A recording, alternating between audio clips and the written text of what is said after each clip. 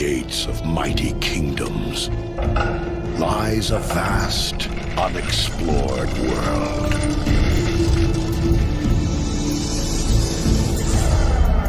A world of honor.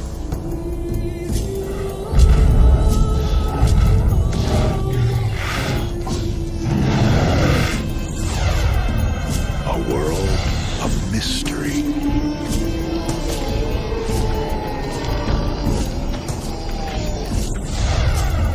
A world of danger.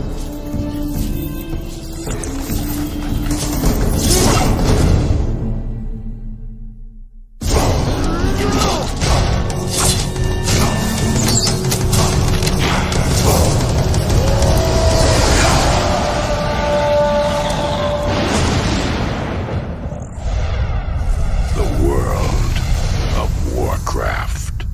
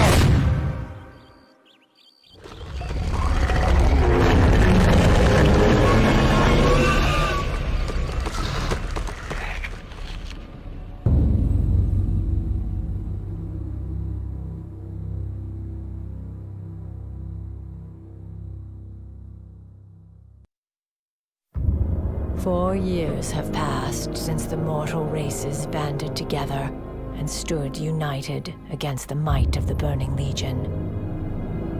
Though Azeroth was saved, the tenuous pact between the Horde and the Alliance has all but evaporated.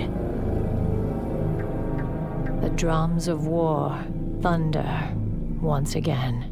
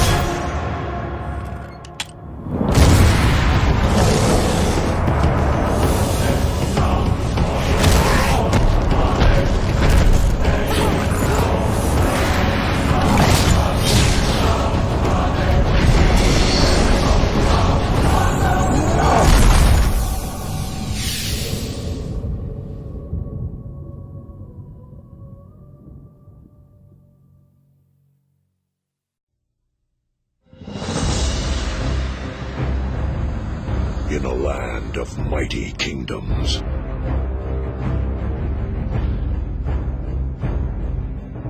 new threats emerge. Ancient alliances are reforged. And an unexplored world awaits.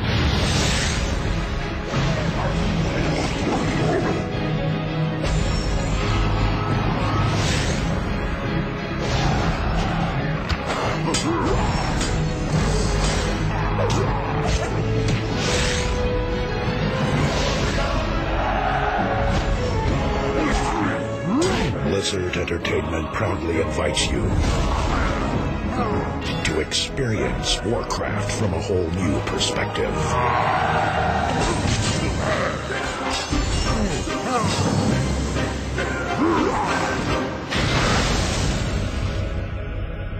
Stake your claim. Live the legend.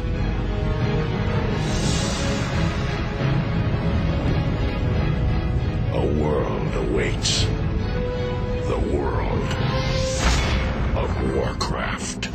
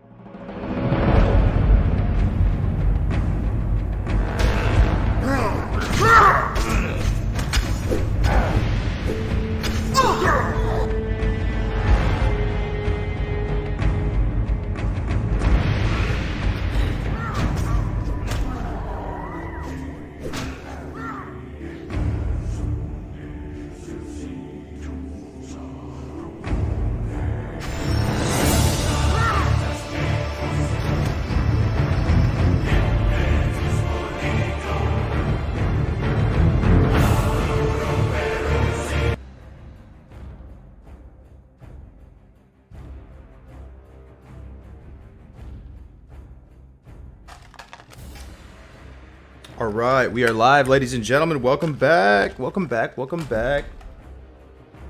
Another beautiful day, man. A little bit closer. A little bit closer. No blue post yet, though. Feels bad, man. You guys hear me all right? Am I muted? Hopefully not. Looks okay for me. Hey, everybody. Welcome. Welcome back to the stream. Beautiful, beautiful sunny day here in California. I got a couple iced coffees. No beers today. Just chilling. Talking about classic, man. Doesn't get better than that. Yes, best time of the day. Hell yeah, man. Hell yeah. The highlight of my day, hanging out with you guys. How's everybody doing? You guys feeling a little anxious about this whole beta stuff? I'm feeling a little bit anxious, man. We'll get into it. Of why I say, oh, what's up, Battle? Hey, what's up, Battle buddy? Vasil. Welcome, my man. Hope you're staying safe out there, my man. I'm also in California. Hell yeah. Where's everybody from? We start the stream off like this, right? Get our bearings a little bit. Get to know each other a little bit.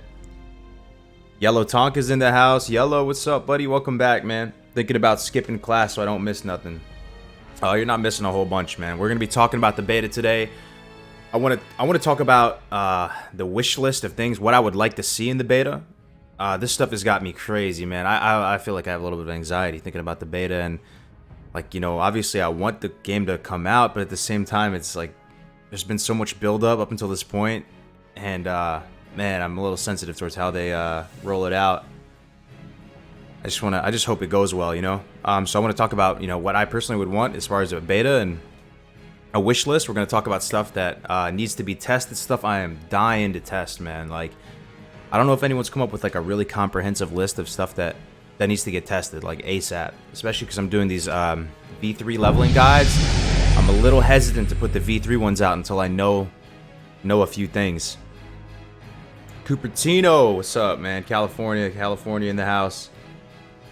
Do some push-ups and calm down. Yeah, I gotta beat my face. Half right, face. Yo, Vasil, half right face. But word, moose. California, north of SF on the coast. Nice. Slovakia, dude. Good shit. Good shit. All right, cool, guys. That's awesome. That's awesome. Got a lot of diverse people in the house. Feels good, man. Feels good. The 8 count push-up. Wow, we roll deep, man. There's a lot of people, a lot of military people in here, man. Oh, this music. We've got the Classic WoW OST to keep us company today. So that's the theme of the stream. I like that. The theme of the stream. Theme of the stream is beta. Beta talk. We're going to be talking everything beta. Kargoz do the Bring Sally Up. Oh, God. You know that, dude? The Bring Sally Up challenge. They play that song, and every time they say it like freaking 200 times during the song, and you have to like do a V-up or something like that. What's cracking? Hey everybody, welcome. What's up, Twitch family, man? Conway, Arkansas, Tankerino, Cloudward, Mimo 95, dude. Everybody, dude. I am Bofet, man. Feels good. The classic spirit is alive and well. Classic spirit, but guys, like, think about how long we've been fighting for this game. For years, people have been with the private server community for years and years. You know, been through the whole journey, the whole saga, the whole epic tale that is the Classic WoW story, and it's almost here. And it's the type of thing, like, you know, you start to get a little anxious when you're almost there, man. I just, how much of a bummer would it be if the beta was disastrous or if the launch was disastrous? I mean, at the end of the day, I think the game is good enough that even through all that, there's always going to be a demand to play Vanilla WoW, right? That brings me comfort. There's always going to be a demand to play Classic WoW. So, in that sense, I'm not too worried, but it would be nice, man. It'd be nice if they did a good job with it. And it seems like they're listening, right? No blue post today, though. Which a part of me is a little bit relieved there's no blue post yet, though. Like, what if there was a blue post today that said beta's out right now? That would change at least my life, like, drastically. Like, I would have to push everything off the table and you know, put that work in, man. But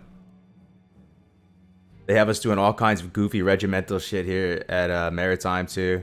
Not as cool as real military. Oh, is that the Maritime Academy? Is that a Navy thing? If the beta or launch are bad, I will just power through it and still play. Hell yeah, I'm in the same boat, man. I mean, unless they do something crazy, like I said before, unless they put like a flying pig mount or something in the game, which they actually did in retail. That's where the meme started from. Then, you know, we'll be all right.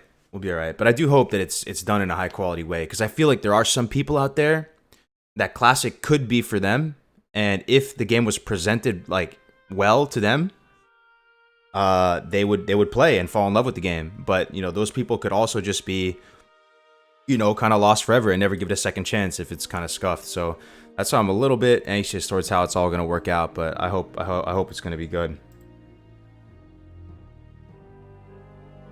All have a number 9, a number 9 large, a number 6 with extra dip, a number 7, and a number 45. I don't know what that is, my man. Is that Mickey D's? Is that all about that number 1 at Mickey D's, fam? If the beta releases to you, what would you be afraid of burning out? Nah, fuck no, Muffin Man. I'm not gonna burn out. Best game ever made. I got all you guys to hang out with, man. How could I get burned out of this? No way. If I would have burned out of Classic WoW, would have happened a long time ago. How long do you think a beta would go for? I don't know. I mean, this is a whole new animal with the Classic WoW beta. Like, maybe because the game's coming out so soon, I feel like the maximum they could do it is like 3 months, right? That'd be like the max they could do the beta. Because I mean, right? I mean, even if it came out soon, they would only have 3 months. So maybe like 2 months. Big 2 months. Burning out of WoW lol. That's what's up. Hey, Infra dude, always in here, man. Man's in the house. Oh my god, dude. Everybody. All the cool kids on the block are in here today.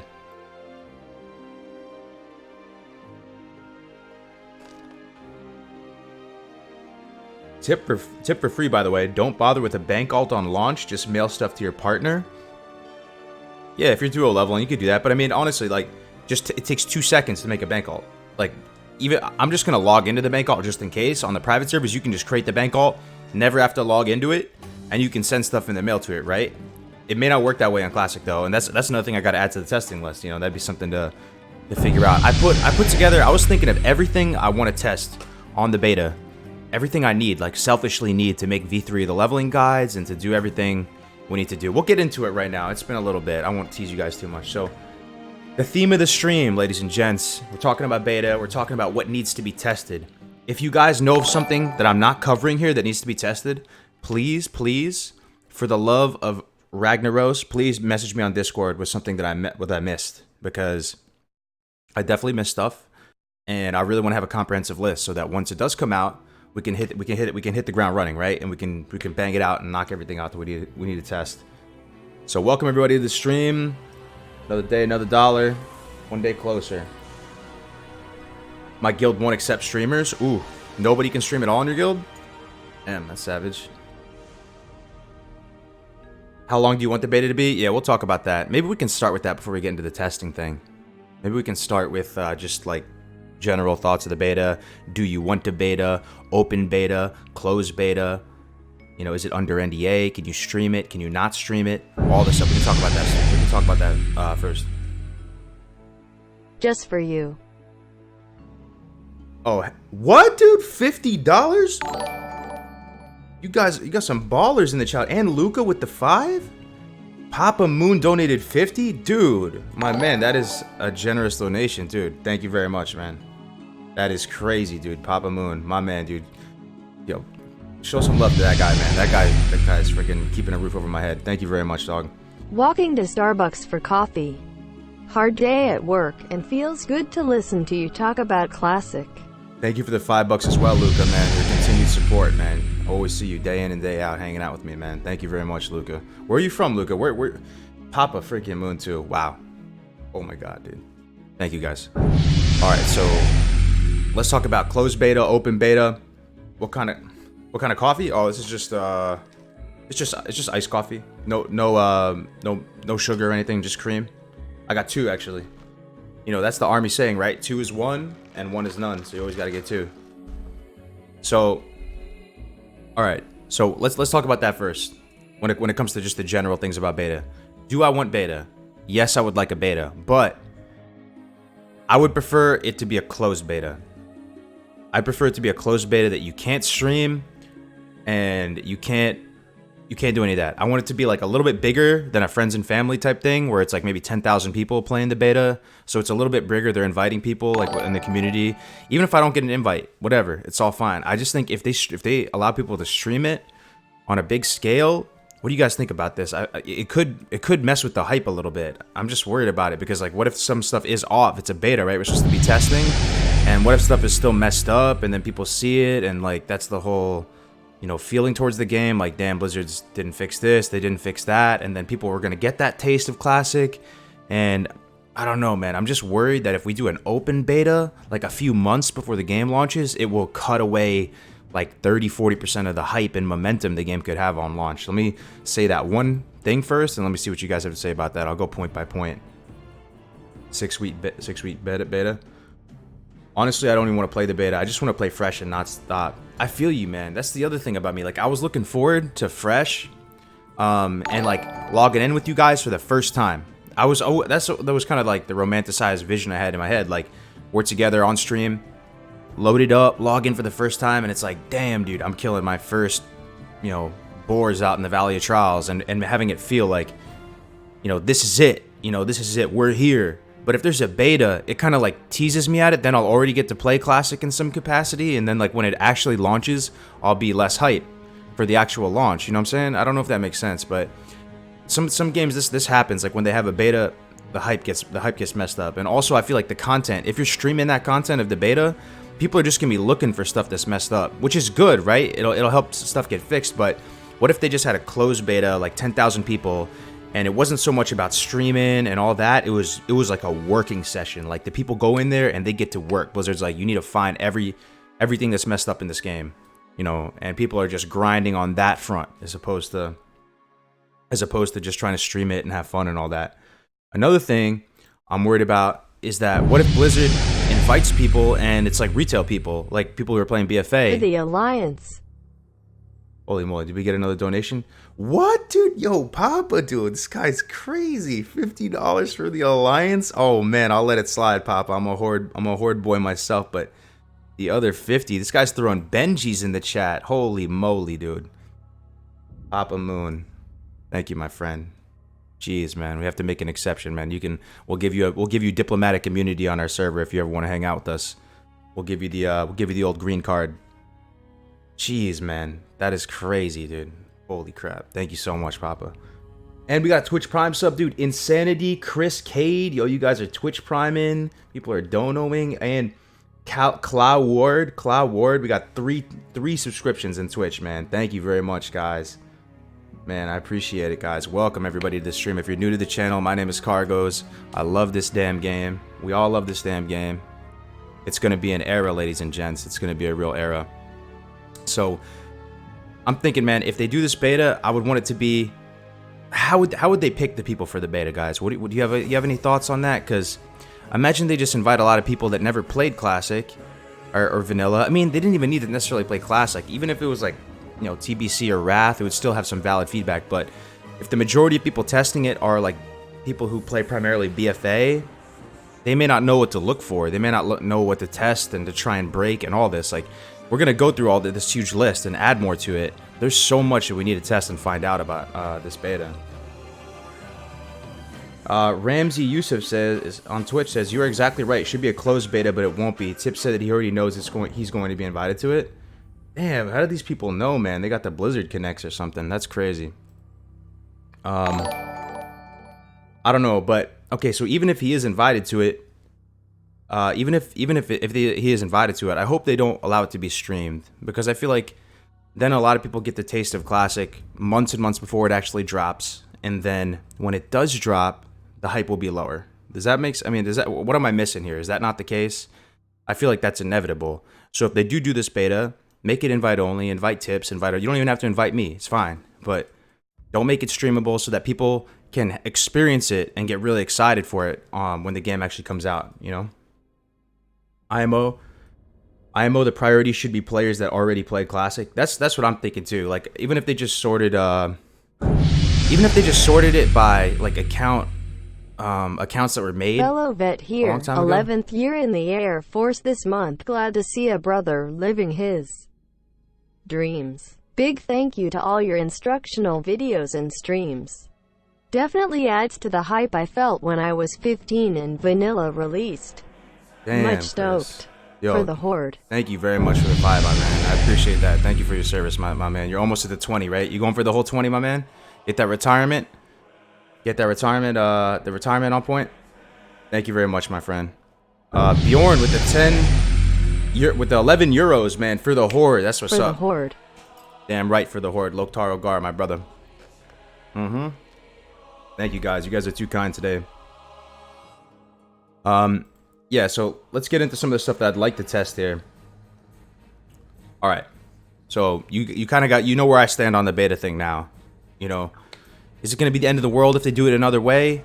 No, you know, at the end of the day, it's not. But I just think people experiencing it for the first time with no taste prior would give the game a more momentum and more hype going into it.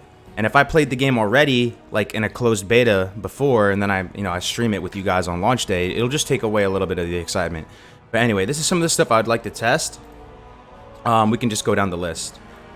So the first thing is mob respawn rates. A lot of this stuff is just related to mob values, I have to say, that I want to test. I mean, we're talking like resistances, armor values, where the mobs are. Is that all correct? Like, there's actually so, like, the more and more you dig deep on the freaking private server things, man, you realize that stuff is really jacked up a lot of the place. Oh my god, the donations are crazy today. What is going on? Rai Butera with the €2 skeet. And Mans with the 50. Mans, dude, you are too kind, my friend. Imagine friends and family, but the beta is streamed. Imagine friends and family, but the beta is streamed. Within the stream views, request certain ideas to test. This is while a knowledgeable user already has his ideas. Okay, imagine friends and family, but the beta is streamed. Within the stream views, request certain ideas to test. I mean, they could do it that way, mans, but I just feel like a lot of people, if they're watching that stream, they're getting their first taste of Classic right there. For the Alliance. God, I can't keep up with the donos. What is going on today, yo?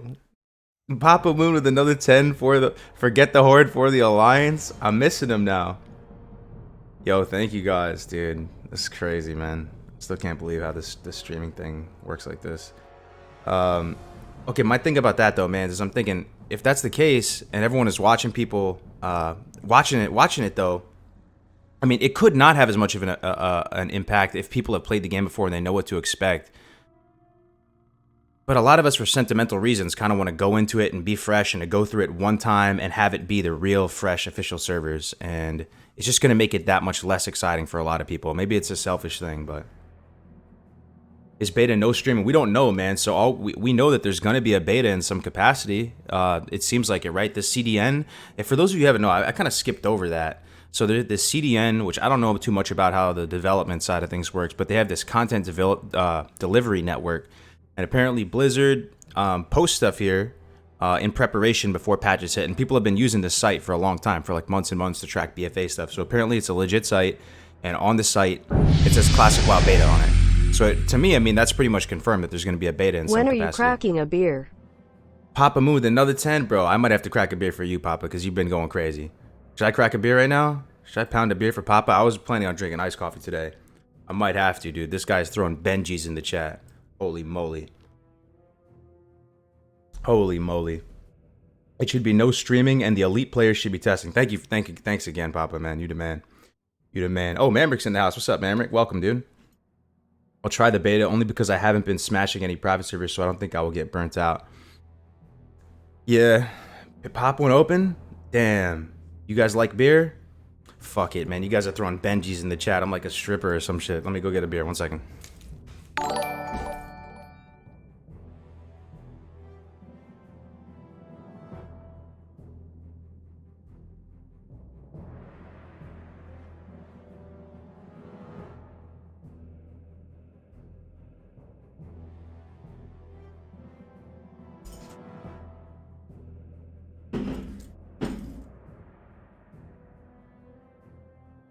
All right, we back, dude. Hey, Raziah's in here, dude. My man, what's up, dude? Raziah. All right, guys, taste the Rocky Mountains. Shout out to Coors Light. I'm about to enjoy the sights and smells and aromas of America's premium lager here. Coors Light. Shout out Coors Light. Tweet at Coors Light. If it's blue, taste the Rocky Mountains. That'll be the day, dude. That'll be the day we get the Coors Light sponsorship. I'm trolling. I mean, it's not bad, man. Light beer, you know, definitely not that delicious, but it's cold, goes down smooth, very sessionable. Everybody's like yuck in the chat. That's funny, man. All right, it's for you, Papa, dude. This one's for you, my man.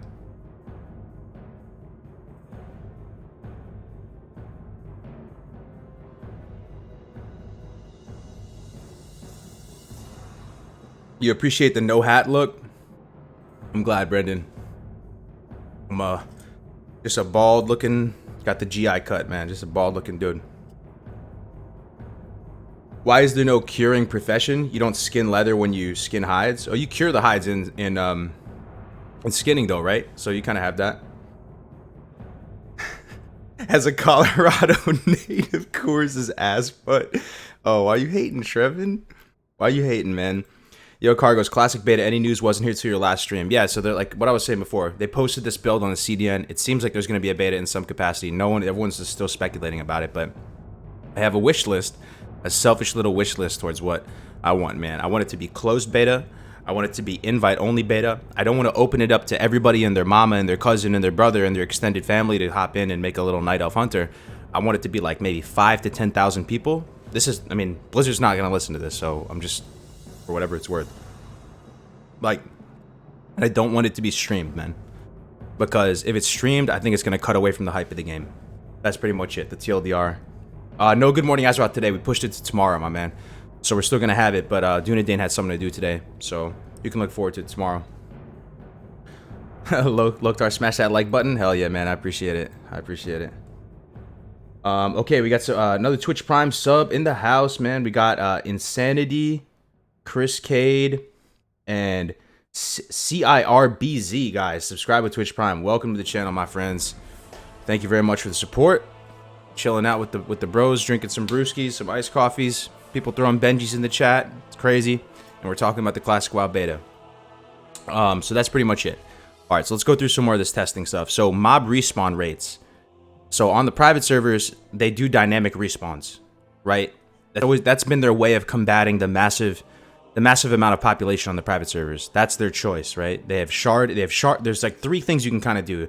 You have sharding, which Blizzard implemented in the demo. You have dynamic respawns, and you can just do nothing at all and just have everything 5-minute standard respawn rate. Don't touch it at all. But then things quickly turn into a clown fiesta because the world isn't designed to support that many people. So I'm curious.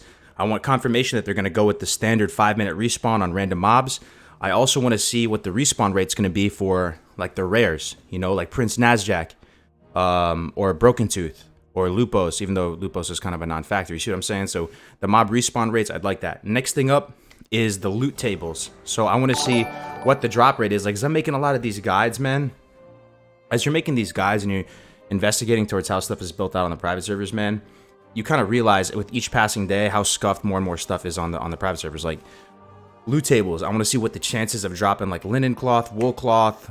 I want to see the chance of dropping bags, all this stuff. And even if you go to classic DB, guys, the drop rates are not that accurate. There's a lot of stuff that's just not that accurate. Like, you'd be really surprised. You'd think that the private servers have pretty good. There's still a lot of unknowns when it comes to the values. So loot tables, another thing with pathing. How's pathing going to work? So like, one advanced leveling tip is you can like jump over a fence, or like if you're on a little ledge and you're shooting from range as a hunter, you can shoot at the mob. You can shoot, and then you can jump over to this other little ledge, and the mob will walk all the way around, and you can kind of finesse the game that way and just take no damage and shoot the mobs at range, and they'll keep going around. So I want to see how the pathing works, how your pet pathing works, mob pathing.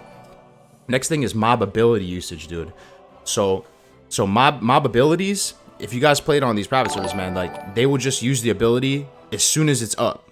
So if it's like a swoop in the one of those swoop carrion birds, they will just keep knocking you down. If it's the scorpions, dude, how annoying are the scorpions? They just keep disarming you. They keep knocking you down. The scorpions, you can have a bad time if fighting the scorpions. So that's another thing. What else? Like all the mobs, if they can disarm you, they disarm you on cooldown. That's why you need like a weapon chain on these private servers. So I want to see how they tune the mob ability usage. That's another big one. Oh my god, are you gonna read all the green stuff? Yeah, pretty much, Tato. We're gonna go through it all, man. And then if you guys have other ones, I already got a lot of Discord messages of other stuff. This is good.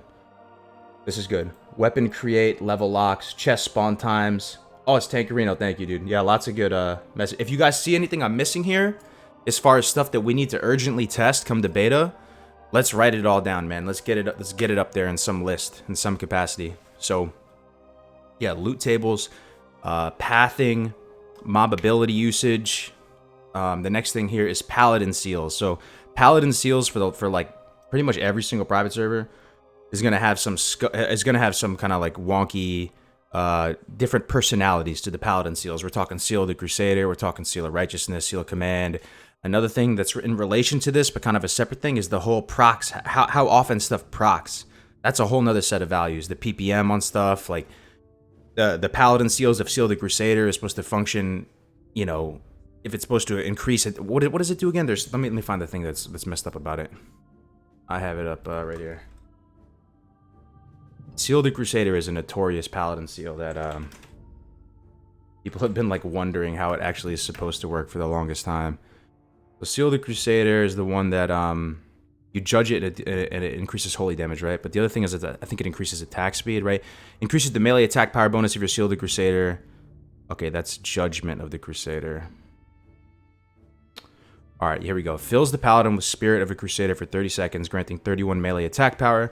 The Paladin also attacks 40% faster, but deals less damage with each attack. Okay, so that was the thing that was messed up in a lot of these servers. It wasn't dealing less damage with each attack. Some servers it was dealing full damage. Some servers it was dealing way too little damage. And it's stuff like this that the seals apparently have all been messed up. So that's another thing I think a lot of the Paladins are excited to test, because it's gonna play into rotation, a lot of different things. Alright, I probably missed a lot of the chat saying this. Fired up for some chamois slamming soon, bro? You gonna play Shaman? Did sitting in vanilla guarantee critical strikes against you? Or is that a private server thing? Yeah, no, it's gonna crit you, bro.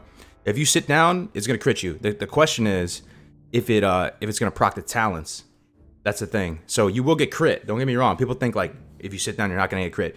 You're going to get crit, but it may not proc the talents. But that's something that wasn't on the demo, but the demo was like so severely scuffed that you never know. Like I would want to reconfirm that. You know what I'm saying? I would want to reconfirm that maybe they didn't make any adjustments since then. When do you think beta will be released? Okay, I've been asking around with this stuff. And when do you guys think it's going to be released? If you had to ask me, people were telling me that historically, when they look back at this stuff, that Blizzard will usually put this on the CDN, and then 2 weeks later, they announce it or release it. So I think we're looking at 2 weeks at minimum before we actually get it. Let's see what you guys think though. 2-3 weeks. I've seen it mentioned it was patch 1.10. What do you mean? Oh yes, we did. Yeah, Corey Douglas. Did you ever get to test Flame Tongue and clear casting? It is not supposed to proc clear casting. I don't know what server you're playing on, man, but Flame Tongue weapon is not supposed to proc clear casting. That's messed up. So it's not gonna function like that. Okay. So yeah, what do we do? Paladin seals. The next one is melee weaving and wand weaving. This is something that I'd like to test as well, because it seemed like we could do the wand weaving on the demo. It was a little bit less effective than it was on the private servers, but you could still do it and it would still net out to a damage increase. But then a lot of people were telling me that they were trying it and they weren't getting any damage increase. So I want to go back and reconfirm. They're pushing out builds every few hours, so honestly it might as well come out tomorrow. I don't know what that means though. They're pushing these builds, but that could mean anything, right? Like they could just, you know. Okay, does anybody have an opinion on this? When they announce a beta, did they announce it and say the beta is coming out at a date? Or when they announce a beta in the past, like if you played any of these other betas, does it come out the day they announce it?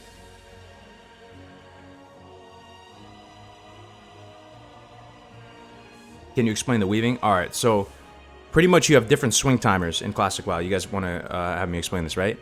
So imagine you are you're a priest, right? You're a priest and you have a staff and you have a wand. So the mob is up in your face and you melee it with the staff. But let's say you have like 2.9 second staff, right?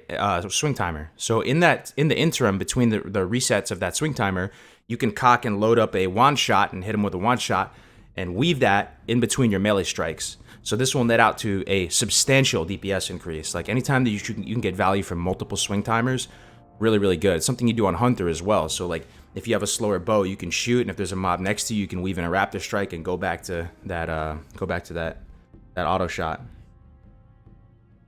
Gotta go teach my class, but I wish I could stay. Cheers. Ace, thank you for hanging out for a little bit though, Sam. Appreciate it, man. Without add-ons, it's gonna be hard to track the wand and melee timers. It won't be too hard though. I don't think it'll be too hard. I think it's a 0.5 second like internal cast time when you cock up the wand shot. So the math doesn't perfectly line up. Like you can see imagine a 3 second staff and a 1.5 second wand. You might think it would just be able to cleanly line up, but there is kind of a cast time when you start a new wand shot.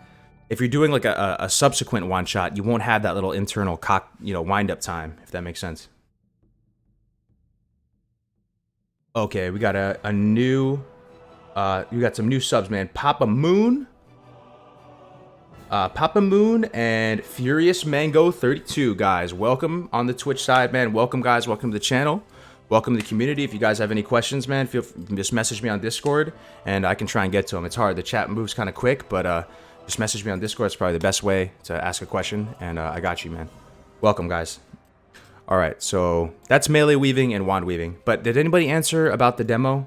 Can someone answer about that? If you guys have any information on this, like when Blizzard announces a beta, do they announce it and say the beta's coming out in 2 weeks? Or, because I've been getting mixed feedback on this. Some people say when Blizzard announces the beta, it's like same day. They just go, by the way, guys, beta's live.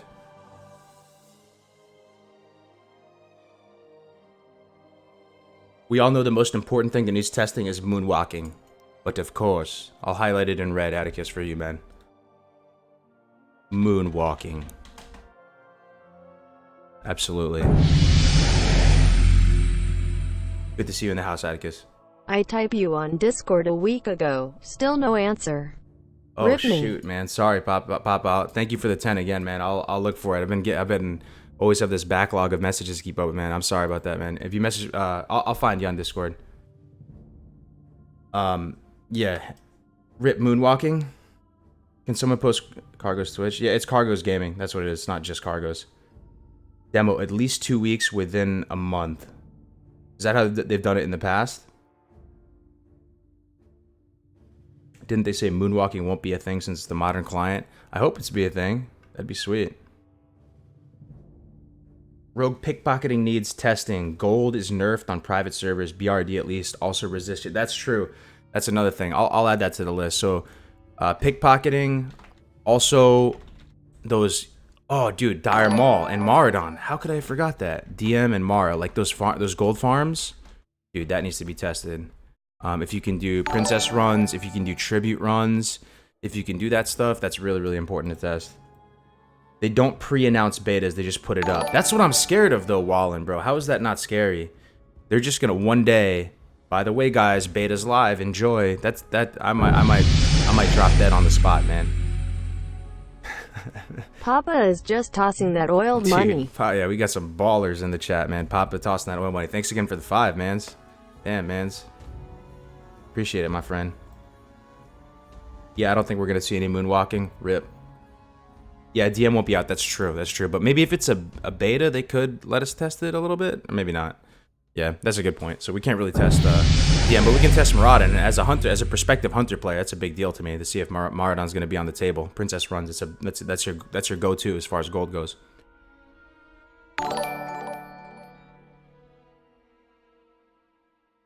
Okay. Where were we? We're talking about melee weaving, wand weaving. Next up is class spirit values. Let me see if I can pull this up, actually. Did you guys know this? This is a useful little image, guys. Let me pull it up for you. Stand by for a second. There's a little image that shows what the class-specific spirit values are. And I'm dying to see if this is correct. So I'm going to throw it up in this little presentation. We'll take a look at it together.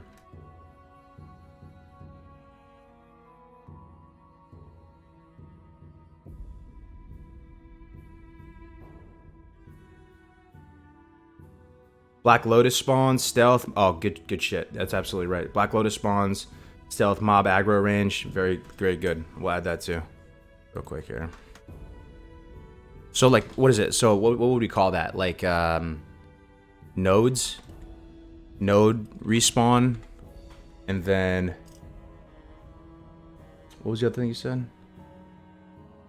Mob aggro range, yeah. Range. Stealth levels is another one.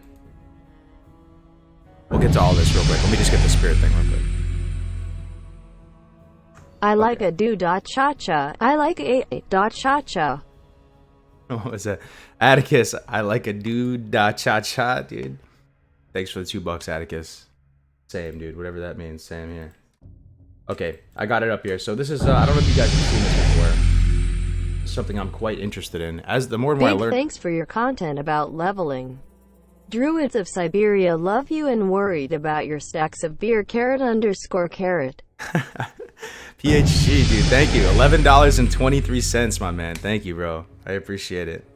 I'm glad you like it. We're gonna do, for those of you who don't know, I'm doing a round 3 of the leveling guides. I've learned a lot, man. I've learned a lot since doing the version 2 one. So I'm hoping to really help you guys out here and put together some good resources for you. Come classic. Okay, so you guys seeing this, right? This is a little chart that's showing the amount of... This is related to health regeneration with spirit, not related to mana. Okay? I love lamp. Another donation. Holtzy with the $2. I love lamp, dude. I love lamps too. They keep me lit up as I stream, man. Thank you very much for the $2, Holtzy. All right, so as you can see with this little chart here, I mean, you can see that there's a massive range. There's a massive disparity between some of the classes and how much they benefit from spirit. So look at warrior. Look at this, dude. Warrior benefits over 10 times as much from spirit than a warlock. But again, this is health regeneration though. So pretty much, I just want to know how spirit works in general. And on the private servers, a lot of you guys know, spirit seems to have this kind of like compounding effect. So each additional point of spirit you tack on is more impactful than the last. So the more you stack, the more it snowballs, the more it gets crazy. But spirit is an awesome stat, especially while leveling. This is something I want to share with the group right now. So spirit. Okay, so if you're like a new player, a newer player, I'm not gonna say new player. If you're like a newer player, stuff like stamina, stuff like intellect is gonna do a lot for you, right? Because you may pull something, you might pull too many mobs, you may, you know, die without enough stamina. That's gonna be more valuable to you. But some of the really pro players, they're usually going to know how to extend just far enough, and to them, boosting their regen is going to be the most impactful thing, right? And spirit, man, does spirit improve your regen. And here's the thing: in my V2 leveling guides, I just said everybody should just stack a spirit set, right? Just have a spirit set. Anything that has high spirit, keep it in your bags. That's still 100% true. But the only issue with that is that if you equip that spirit set, if you put it on, you may lose some stamina by swapping that gear, and then you'll be low. You'll be lower than full health anyway. So you know what I'm saying? Like you swap a whole in your spirit set, but let's say you lose like 20 stam, then you put the other gear back on, you're 200 health down. It's just something to keep in mind. So there is a value towards actually having spirit on you, you know, on your gear, and it doesn't really shave off your kill speed. It doesn't really reduce your kill speed as much as you'd think having stuff stacking spirit on you. You know what I mean? It's mainly your kill speed is mainly a function of your weapon damage, your weapon speed, and any buffs you have on you. Kargoz, you can check the versions of greater and lesser wand. Absolutely, I have that on here as well. Last one for today. Now that you're doing your V3 guides, could you make some for Duo as well? Absolutely. Much love. Damn, dude. Papa's probably threw 200 in the chat, dude. That's crazy. Last one for today. Thank you very much, Papa. I will absolutely put some Duo stuff in there. That's something I've been working on. So they're still going to be designed primarily around solo leveling, but I will have you know, a couple slides in there showing which classes synergize most with your class when it comes to Duo leveling, and some of the possible playstyles that you might enjoy with those classes. So that's coming as soon. So just as a high-level thing, what's coming in the V3 guides, we're going to put ability progression there. We're going to do improved weapon progression because I had some boo-boos there with the V2 ones. We're going to do Duo leveling. We're going to have what is it? Like kind of GIFs showing examples of the different techniques in there and stuff like that. Also, new and improved talent builds. There's a lot of math that's gone down over the past couple months, you know, courtesy of a couple of people I do this testing stuff with. So a lot of opinions and positions have changed on them. So I think the V3 stuff should be really exciting. Spirit set could be good for getting up a sec or for mana regen in particular if you run out of drinks for some reason. Yeah, I mean, that's the thing. Like if you're a mana user, Spirit's really good in the sense that you should be managing your 5-second rule and your regen. So Spirit is going to, you know, boost the rate you regenerate. It's actually really good, guys, if you think about it. Like the two most valuable things are boosting your combat efficiency and boosting your regen. It's not rocket science. How does stamina and intellect affect your combat efficiency or regen? It doesn't really. You just need the minimum levels needed to get you through that fight, to get you through that engagement. So my position on that, I do value Spirit a little bit higher now. It will 100% be less effective in Classic. Yeah, we're gonna have to see, man. But I'm very excited to see how the Spirit values work out.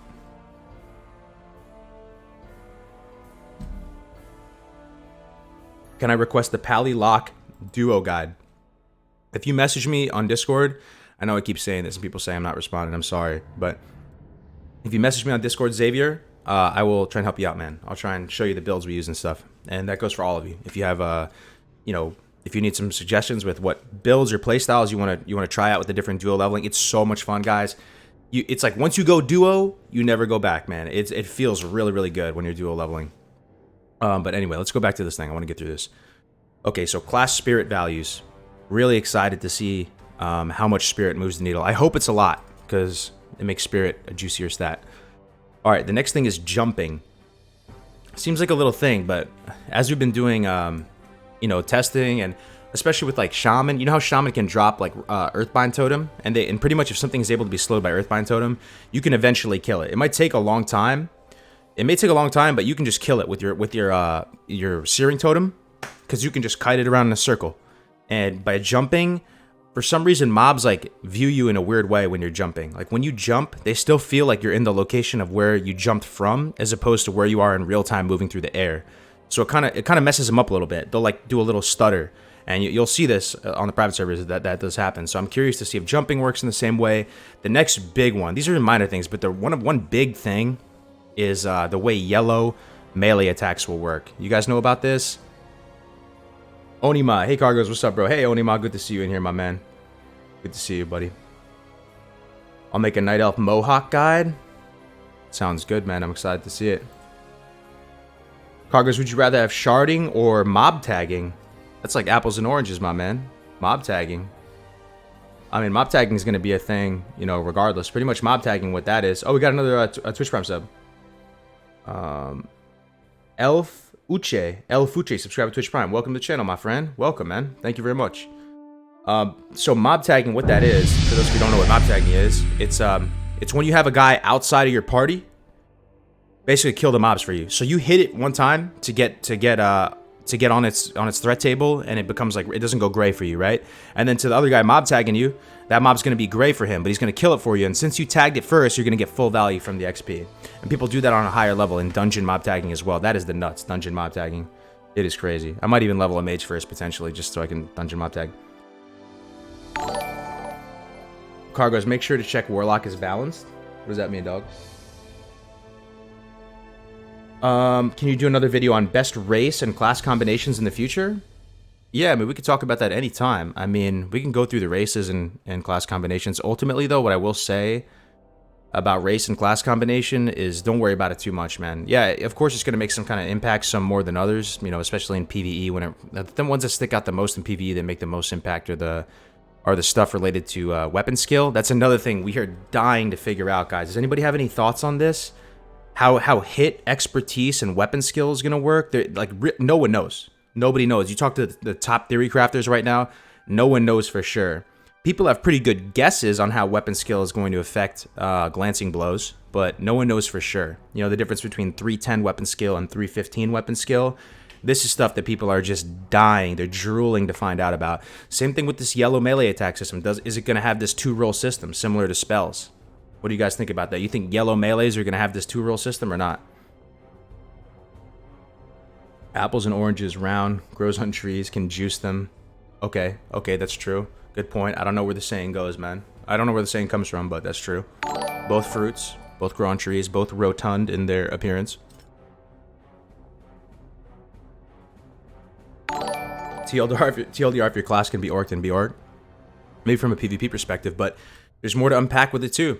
Like, for example, you know, a few months ago, maybe I would have agreed with that. But now seeing how many ways a Tauren shaman can interact with War Stomp, they're able to cast a Chain Lightning within that War Stomp. They're able to get off a Lesser Heal in that War Stomp. They're able to get into Ghost Wolf in that War Stomp. There's a lot of beneficial interactions between the War Stomp stun and the Shaman class. So, you know, there's some flexibility. Hey, Kilgore, what's up, dog? Do you think they will add the more detailed character panel with crit percentage and such? I think that would not be vanilla-like, right? So, probably not. I hope they don't. Imagine streaming about nothing for hours and hours. Holy shit, man. The game is not even in beta yet. Yeah, man, we're making do, dude. This is content, though, man. This is real stuff that we got to talk about and figure out. What is this? Like a follow train or something? Oh, my God. What is going on Twitch? What is this thing, dude? Papa Moon is gifting 5 tier 1 subs? Jeez, yo, Papa's going crazy today. Papa, you just get a paycheck, man? Holy moly. Giving tier 1 subs to everybody, dude. And IVNN hosting for up to 52... Yo, this is my... Am I dreaming right now? This is a good day. Wow, what a good day. Thank you, IVNN. Welcome, my man. Welcome. IVNN people. Welcome, my name is Kargoz. I love this game just like IVNN. He's my man. I love his stream. I love your community. I really appreciate it, my friend. So I'll try and keep you guys more or less entertained here. K is for horses. Also subscribe to Twitch Prime. Thank you very much, man. Thank you. Welcome, guys. Is there a name for your community, IVNN? You call your community anything, so I can address them properly? Hype. I've been debating between Tauren and Troll Shaman for the longest time. Man, the racials are pretty exciting. They're pretty cool. I mean, in one sense, trolls are amazing in PvE for any class, in the sense that any class can do the strat where you take off your gear prior to the fight, put it back on right before the fight starts, pop a demonic rune, pop berserking, and experience a 30% haste buff. That's badass. That's something that affects the fight, you know, as opposed to a lot of racials that are more passive. It's a proactive thing you can do to affect the fight. But you know, the other racials are exciting too. The stun resist, you know, now knowing that stun resist is additive, you know, so if you have other talents that improve stun resist, they add on with the orc one. That's super exciting. War Stomp and how your class is going to affect War Stomp. Another thing with Tauren, this is another thing I'm super excited for with Tauren, is apparently Taurens have a bigger hitbox by 3 yards.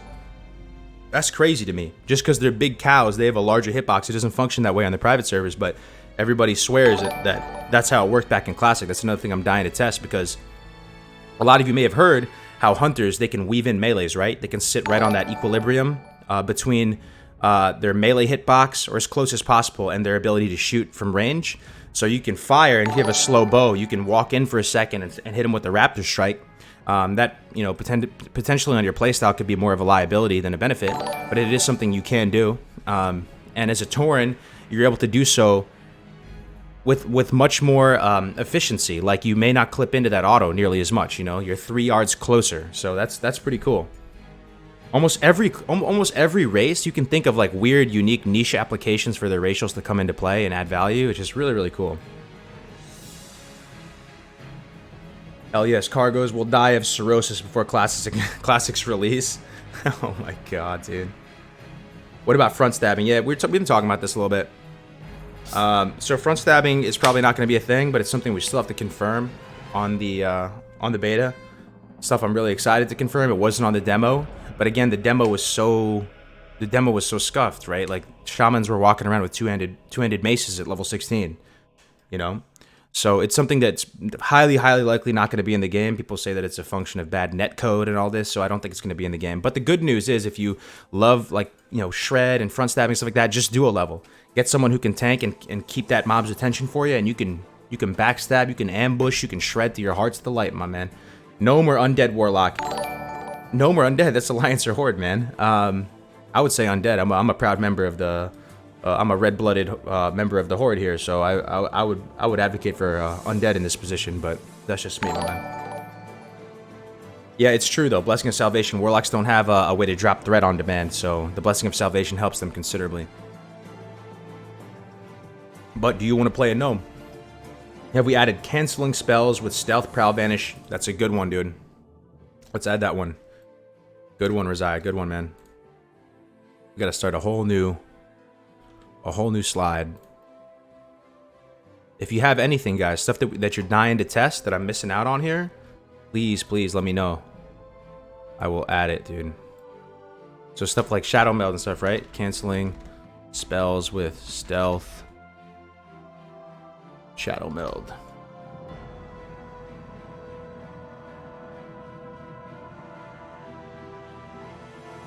Kargoz, why don't you upload the Good Morning Azeroth episodes anymore? I was hoping to. I was hoping to start doing that a lot more, because we've been subscribing. Oh man, another Twitch Prime sub. Holy moly, can't keep up with them, man. I do a game. Subscribe to Tier 2. Welcome to the community, my man. Welcome to the channel. Thank you very much for your support, good sir.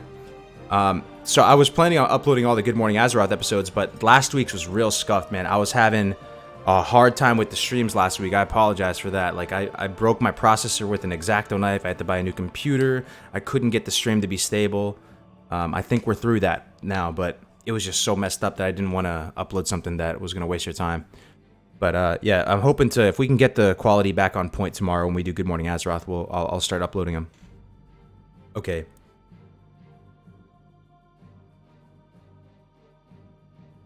What about Tauren hitbox? It's 3 yards bigger. Need to see if Wolf's Head Helm has an internal CD. That's a whole nother beast. So all the internal CDs. Okay, that's another one that's going on here. Internal CDs. Internal CDs. That's just its own thing. I hope. Okay, imagine seeing this list. Some neckbeards came up with real quick and still thinking there does need to be beta. Yeah, there needs to be a beta to a certain extent. I just don't. I hope they don't stream it, man. All this stuff needs to be ironed out in some capacity, right? But I just hope it's not you know, everyone and their mama can stream it. That would be, I think that would be overall bad for the game. Okay, is there Good Morning Azeroth today? No, it's tomorrow, man. We're gonna do it tomorrow. So it's usually today on Thursday. So a lot of people, I kind of made like a little bit of a misplay. I said it was gonna be going on a little earlier, but Dunedane had some stuff to take care of, so we're gonna do it tomorrow. Test Crowd Pummeler on Druid. I don't remember anyone. It should function in the same way. Why would it not function in the same way? Chunky, you're thinking that it's not going to interact with form? Manual Crowd Pummeler, that's the Druid, like basically the Druid consumable. That's super impactful. I think that should be fine. Okay. So where are we here? Okay, quest values. It's another one. Quest values. So my man Navik was testing the quest values on the demo, and more or less they were consistent with his interpretation of the quest values. You know, he was the main guy that fixed the private servers.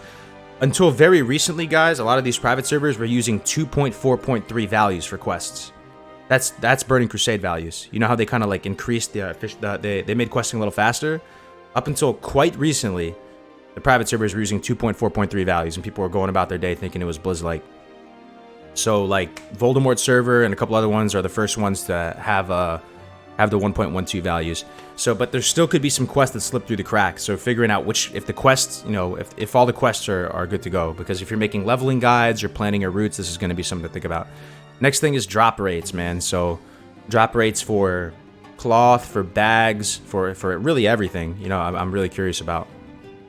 Next thing is dungeon mechanics. If you ever play private servers, you know how scuffed some of these dungeons are.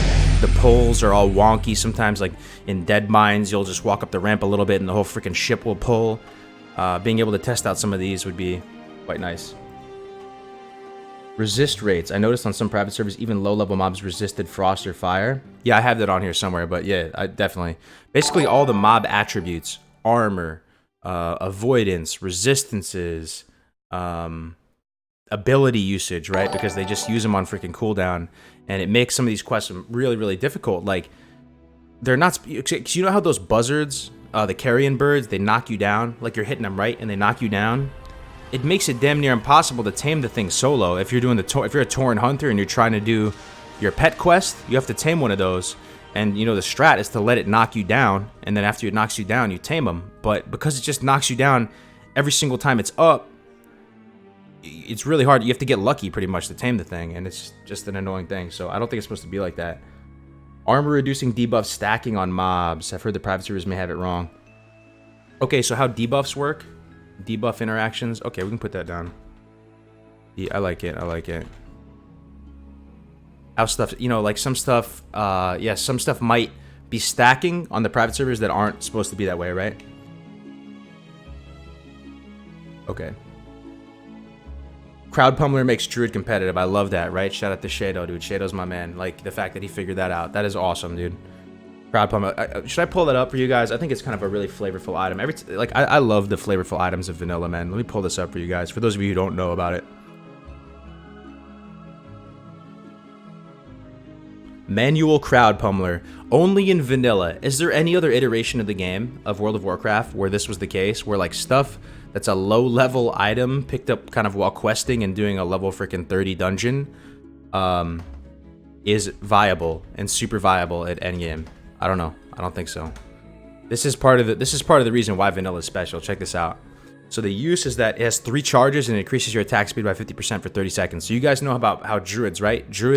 Weapons for druids are just like stat sticks for them, right? It doesn't matter about the damage range, the top end, the speed. It doesn't matter. It's inconsequential, right? But druids benefit a lot from the strength, first of all. They also, both cat and bear form, benefit from strength. But the main thing is that it increases your attack speed by 50% for 30 seconds. And this does work in form. So you can have a weapon that provides value for you. And people like Shadow, you know, freaking farming multiple manual crowd pummelers and going into raid and showing people that feral druid DPS, you know, cat DPS can be competitive, man. That is awesome. I think Shadow even uses MCP in TBC. Damn, that's crazy, dude. So yeah, I mean, 50% attack speed, that scales no matter what gear you're at, right? That makes sense. New member of the house, welcome Schwarz Fewer, dude. Welcome to the channel, my friend. New YouTube member. Thank you very much for joining. Welcome, my friend. You are amongst the community here. Drop rates for bags was rare for vanilla WoW, as I recall. Looting a bag, even at loot levels, was few and far between. It does feel that way. A lot of this stuff felt like it, yeah, had lower drop rates. I feel yeah. It's the type of thing that I'm just excited to test out myself. And we got a 500 biddy cheer, man. Who did that? Evil Hawk, dude. Welcome back to the stream, my friend. Thank you for your support, man. You guys are too nice today. This is a hell of a stream. So this weapon, man, this is like just the essence of why vanilla is awesome. Look at this. Requires level 29. You're using this in freaking Blackwing Lair, Naxxramas, TBC. Like this is crazy. Like when did WoW stop? Well, when did World of Warcraft stop having items that were super flavorful and iconic, you know? The thing is, these tooltips, you know, these tooltips get recycled around a lot. You'll see this little mace tooltip on multiple maces, and then you'll see a lot of the same, you know, like the heroic strike ability for Warlock that's used for ambush. Like a lot of these tools, there's not that many tooltips in the game as far as, I mean, maybe it's not tooltips, the icons, the little squares, right? Those are repeated. The real flavor and personality and identity of the weapons came from, you know, this little tool. I think this is what a tooltip is. And Vanilla had some really iconic ones that had a whole personality to them. And I don't know where along the way they stopped doing that, but I think that was a misplay. Because people really look forward to the items in Vanilla. Okay. Doesn't seem like you guys can see this well on the stream. Let me move this up. There you go. That should be better. Hand of Edward the Odd. Well, an item like this goes out of the meta when they add weapon scaling for druids. Yeah, I'm not sure when that was, man. But, you know, Vanilla had some awesome items. That's all I'm saying. Flavor text, is that what it's called? There we go. Yeah, so the flavor text, like, somehow they achieved that effect in Vanilla. These items were legendary. They felt legendary. You got super excited to pick up this item, even though it had the same little, you know, icon as 20 other things in the game. In Vanilla, you were lucky if 6 slots dropped for you. You'll be rocking that 4-slot quest bag reward when you get to level 10 for another 10 levels. I feel you too, man. Like the other day I was doing some testing and I had like 8 bags or something, and I was still like on Echo Isles on Valley of Trials. So, new member, welcome Roths67, my man. Welcome to the community. Welcome to the stream. Welcome, man. You are amongst some lovers of classic WoW. Does Skull of Impending Doom still work the same? Yeah, it should work the same. Skull? What would be different about Skull? It should. I mean, there's spell batching too, so there's confirmed spell batching in Vanilla. So all the PvP stuff will still function the same way. Okay. So what are we at? Quest values, drop rates, dungeon mechanics, sit procking talents. We sort of talked about this a little bit earlier, so stuff like sit procking Reckoning, stuff like sit procking you know, Martyrdom, sit procking the whatever the Shaman Elemental one is. This stuff on the demo was not working, you know, was not working when you sit down. So there's a small chance, maybe like a 2-3% chance that they are working it with after Blizzard made all these changes. Just something I'd like to confirm.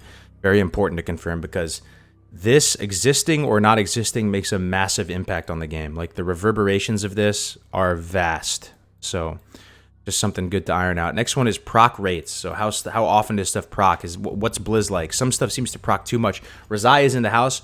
What do you think, Razai? You think Ravager is working as intended on Voldemort and these servers? How do you think Ravager is going to work on Classic? Ravager is an awesome weapon too. Let me pull it up. Razai is my man, dude. Razai makes some amazing content on YouTube, and he made his whole brand around this weapon, dude. I love it. The Ravager. So cool. Vanilla, you can do this as a hunter, man. Check this out, guys. 2-handed axe, get it in SM off Herod.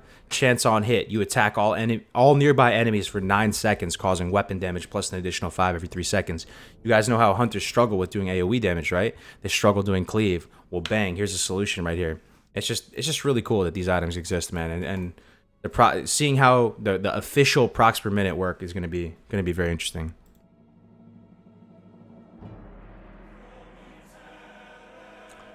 Have you heard of the beta leaks, Connor? Is there something new? Yeah, we've been hearing about the beta, yeah. Tweet this list to Ion. Yeah, I'm sure he knows about all this stuff, right? They're way smarter than I am. I know we don't know what the servers will actually be, but do you have a game plan for how you will choose your server? I don't know. Can you make a game plan about that? I feel like with the servers, you just kind of have to pick one at random with your boys and see if you can get your name. With that said, that's probably the order of operations. When you log onto that server, man, make sure you can get your name. I'm wondering if you can swap from the Ravager during Bladestorm to a harder hitting weapon. Oh, interesting, right? Didn't you say in your video that you have to let it end or something, though? It has to end first? Yeah, no, so I feel you. So you're wondering the same thing, right? So as soon as the Bladestorm effect comes off, you can switch weapons, because you can swap weapons in combat, guys. You guys know this, right? Dude, Razia, freaking Hunter legend. He's in the chat, guys. Show him some love, man. Or if you unequip Ravager, it stops the Bladestorm. I think that's how it's working currently, but you never know what the Blizz how it's gonna work on a Blizz like server. Not even Blizz like. It's not even Blizz like. It's Blizz server. If my original server is still there, I'll be playing on that. None of my boys still play. Damn, Kevin. There's a chance though if you hit him up, man. Classic WoW is a special place in every young lad's heart, or every female's heart. Like, anyone who grew up with this game, all you gotta do, man, what I would recommend, Kevin, you gotta debate them a little bit, Kevin. This is what you do. Well, maybe we can share some strats. How do you get your friends back into playing Classic WoW? Send them an email. Tag it as like urgent. Urgent, man. Need your help, you know? Urgent, man, need your help. And then like put a little tiny URL. You know you can disguise the URL? Put a tiny URL and then put the original Classic WoW cinematic. Vanilla WoW cinematic. Bang. All you need is 10 seconds of that dwarf on Ironforge. That Serotonin Rush is going to be back. He's going to hit you up and you're going to play with him. You can assemble the boys. Just curious, any question anyone here can answer. What's the max players allowed per guild? What is it, 350? Is that the guild cap, 350? Blizzard isn't even Blizz-like anymore? Dude, that's so funny, man. Yo, is Blizzard Blizz-like, guys? What do you guys think about that? Is Blizzard Blizz-like? It's funny, bro. I love that.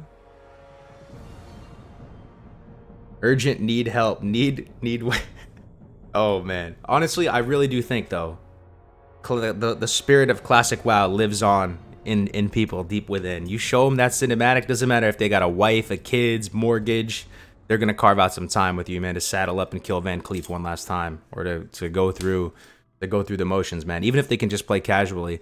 All my friends, man, they hadn't played WoW. Not all of them. Some of them were just going to play regardless, but for example, my buddy Jose, my buddy Michi, like they had no intention of coming back to WoW, but I hit them up, told them about WoW Classic, and now they've told me they're gonna play. So macros, have we listed those? Good call. That's another one, right? Macros are sweet.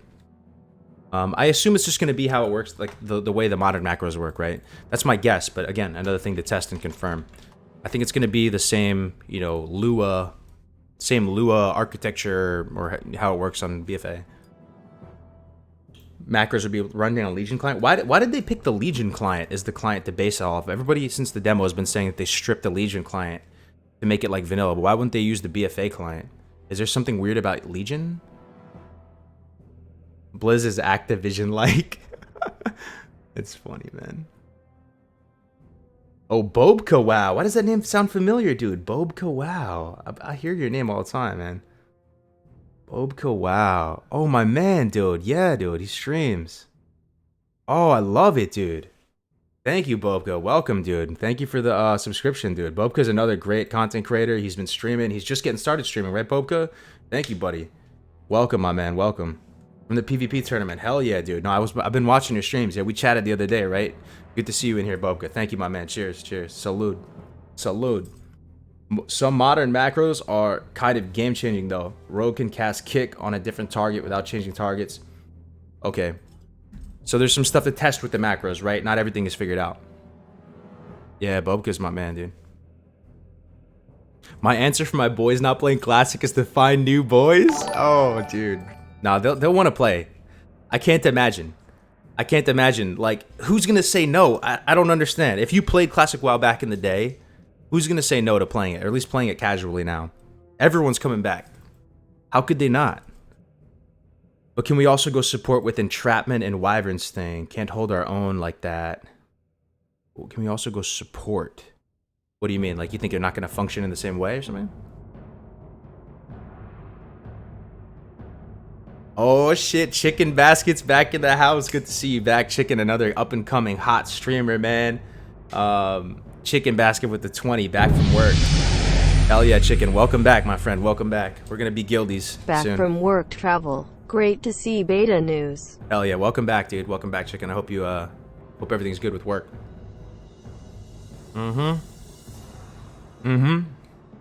What's up, everybody? What's up? A lot of people hitting the chat now. Okay, please check debuff pushing and raids. Can we shove debuffs off tanks with mind vision? I have no idea, Faffy McWhiskey. Does anybody know? That's really weird.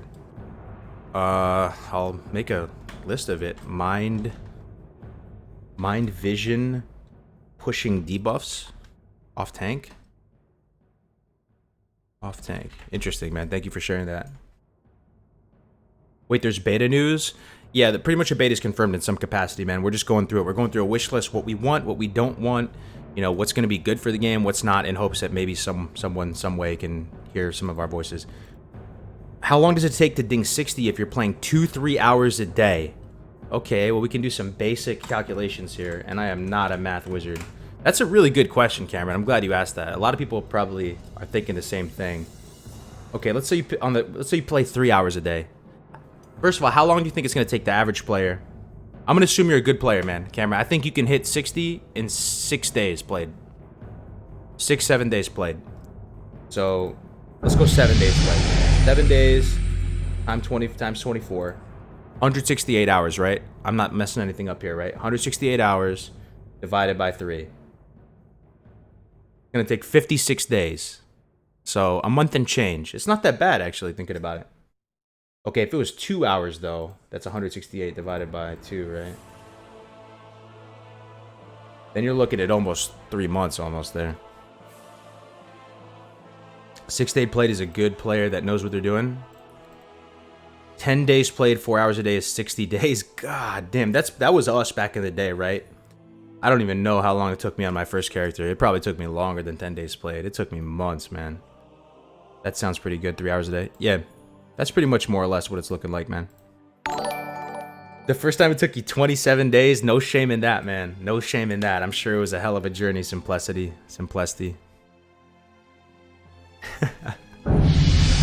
Adderall and leveling 4 days to 60. I'm going to try and go for it in 5. I think that's conservative. I think I can do it. I'm going to be duo leveling, streaming the whole thing. That's one thing I'm a little worried about.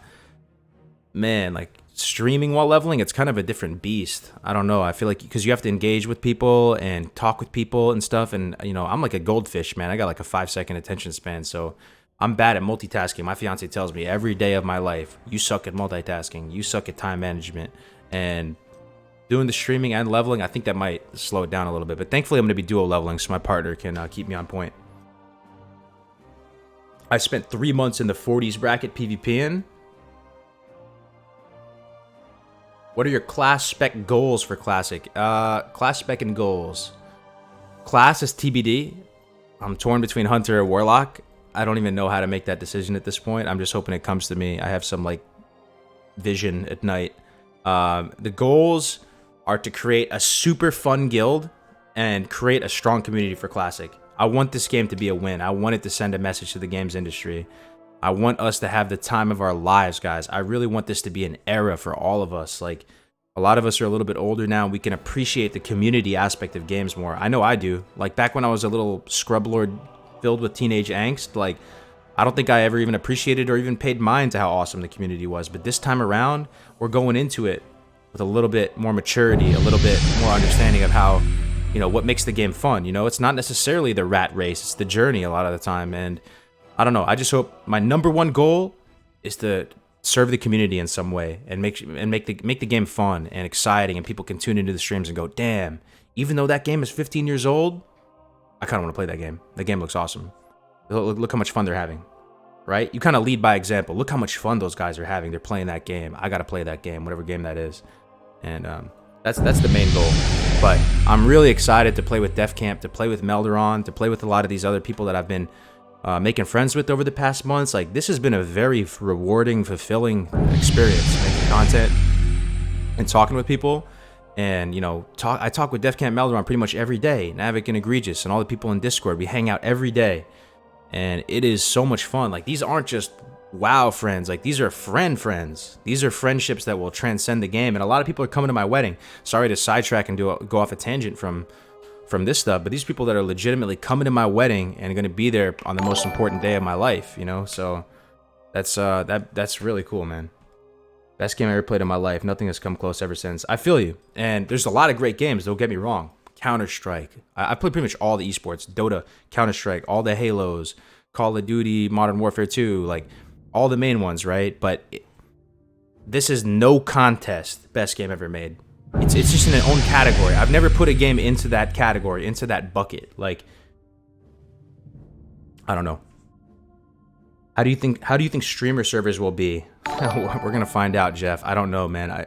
If I'm being honest with you guys, I do feel like it's probably gonna be pretty imbalanced as far as faction goes, which does feel bad, man, for the alliance on our server. But at the same time, fuck it, man. If it's red, it's dead. Hyperstel, subscribe to Twitch Prime. Welcome to the channel, my friend. Welcome, welcome, welcome. A million welcomes. Salute. You know, welcome to the channel, my man. Stream the wedding. I think some people are going to be streaming. North is going to be there. T Muggsy's going to be there. They're going to do IRL streams. And I think after my wedding, they're actually going to go down south and link up with Tips Out. I think he's going to, you know, he has all the Blizzard connects and shit. So he's going to like take him to the headquarters or something like that. Seems like they're going to have a really good road trip. Make a good road trip out of it. You guys probably follow North and T Muggsy, right? I'm thinking streaming servers might be good because it will concentrate world PvP away from where I need to be. Yeah, that's the spirit. I appreciate all the positivity but why do you think people hate on streamers creating toxic servers? I don't know if they're going to create toxic servers. Our server's not going to be toxic, man. I don't think so. Well, I'm going to stay down on the more casual level, and I'm going to be pretty much full-time interacting with the guild, making sure people are having fun, you know, having fun, doing community events. Like, I want to do scavenger hunts and, you know, Gurubashi Arena dueling tournaments and stuff like that. I don't think, even though we're a streamer server, hopefully we're going to be able to lead by example and create a really fun server, to be honest. I do think there's going to be faction imbalance, though, if I'm being honest. Okay. I'm thinking streaming servers might be good. Oh, no, I already read that. If you stream the wedding, don't invite Serenity now. What? What is that? Oh, was that wedding that they crashed or something? I kind of remember that, right? There's a video on it.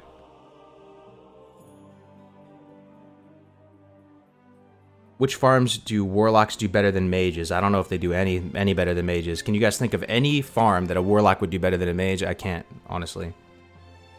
I appreciate you. Hope imbalance is the only thing.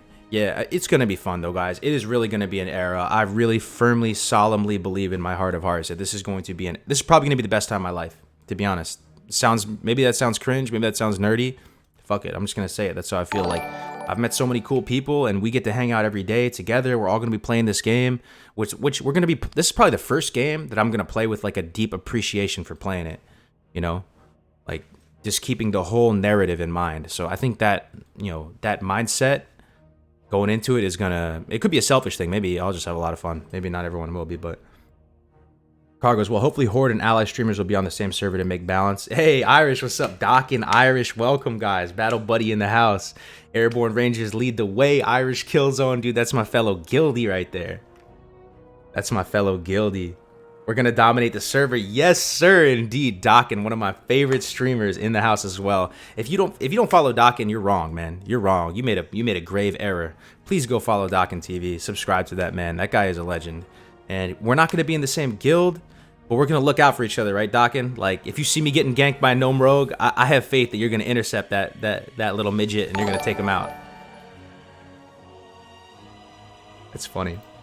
I think Asmund said he's playing on a PvE server. Yeah, I heard that too. I think a lot of these, well, I think, okay, low key, it's kind of selfish, but being on a faction imbalanced server as a streamer, maybe it's not going to be so bad because I'm not going to be getting ganked by Infra all the time. You know, maybe it's so Horde dominated that no Alliance play there and it's fine. Like, I feel like I would be kind of taking the easy way out and not manning up if I went on a normal server.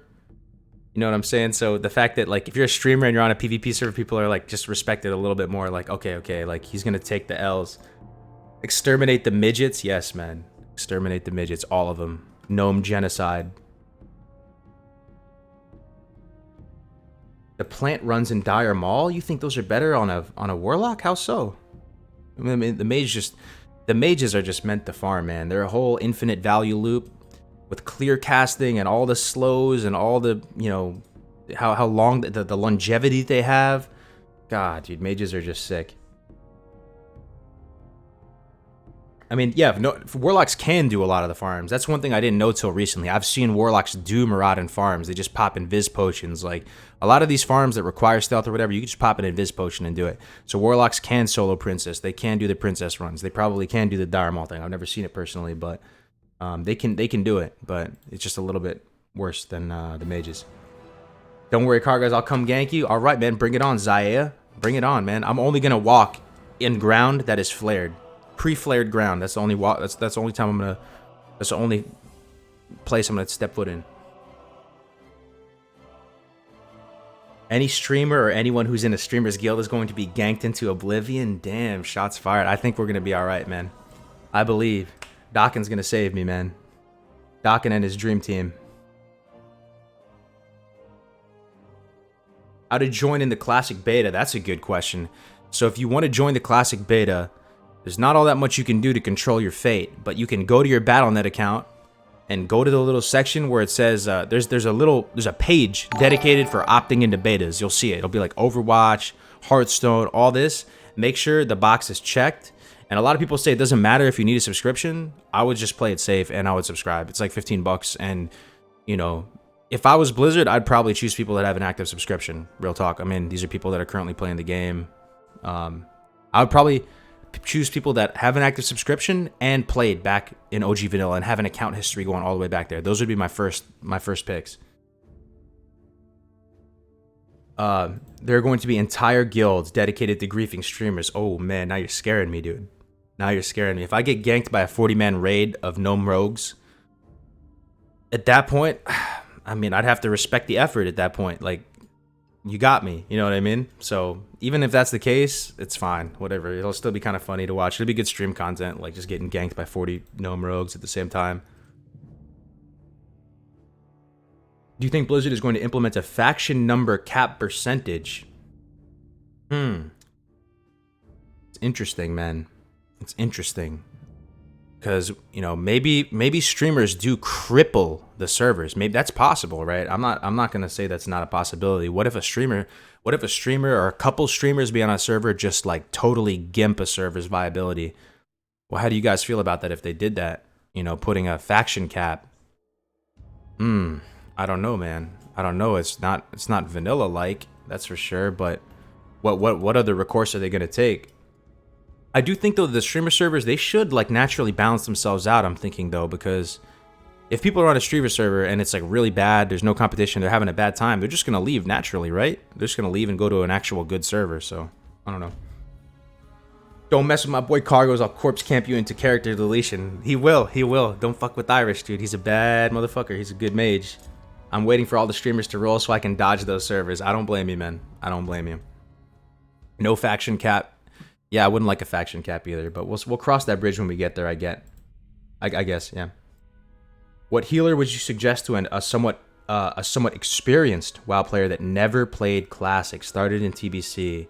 Are you Alliance or Horde? I will say one thing, I'm not a healer main, I have limited experience healing, but one thing, it's a little nugget that has resonated throughout many different people's minds, and this opinion has been shared many times, is that Paladins are a very accessible healer. They're very strong, they scale very well, and they're accessible. It's easier to be a competent Paladin than it is to be a competent Shaman, for example, or a competent Priest. So something to consider there if you're going to play an Alliance.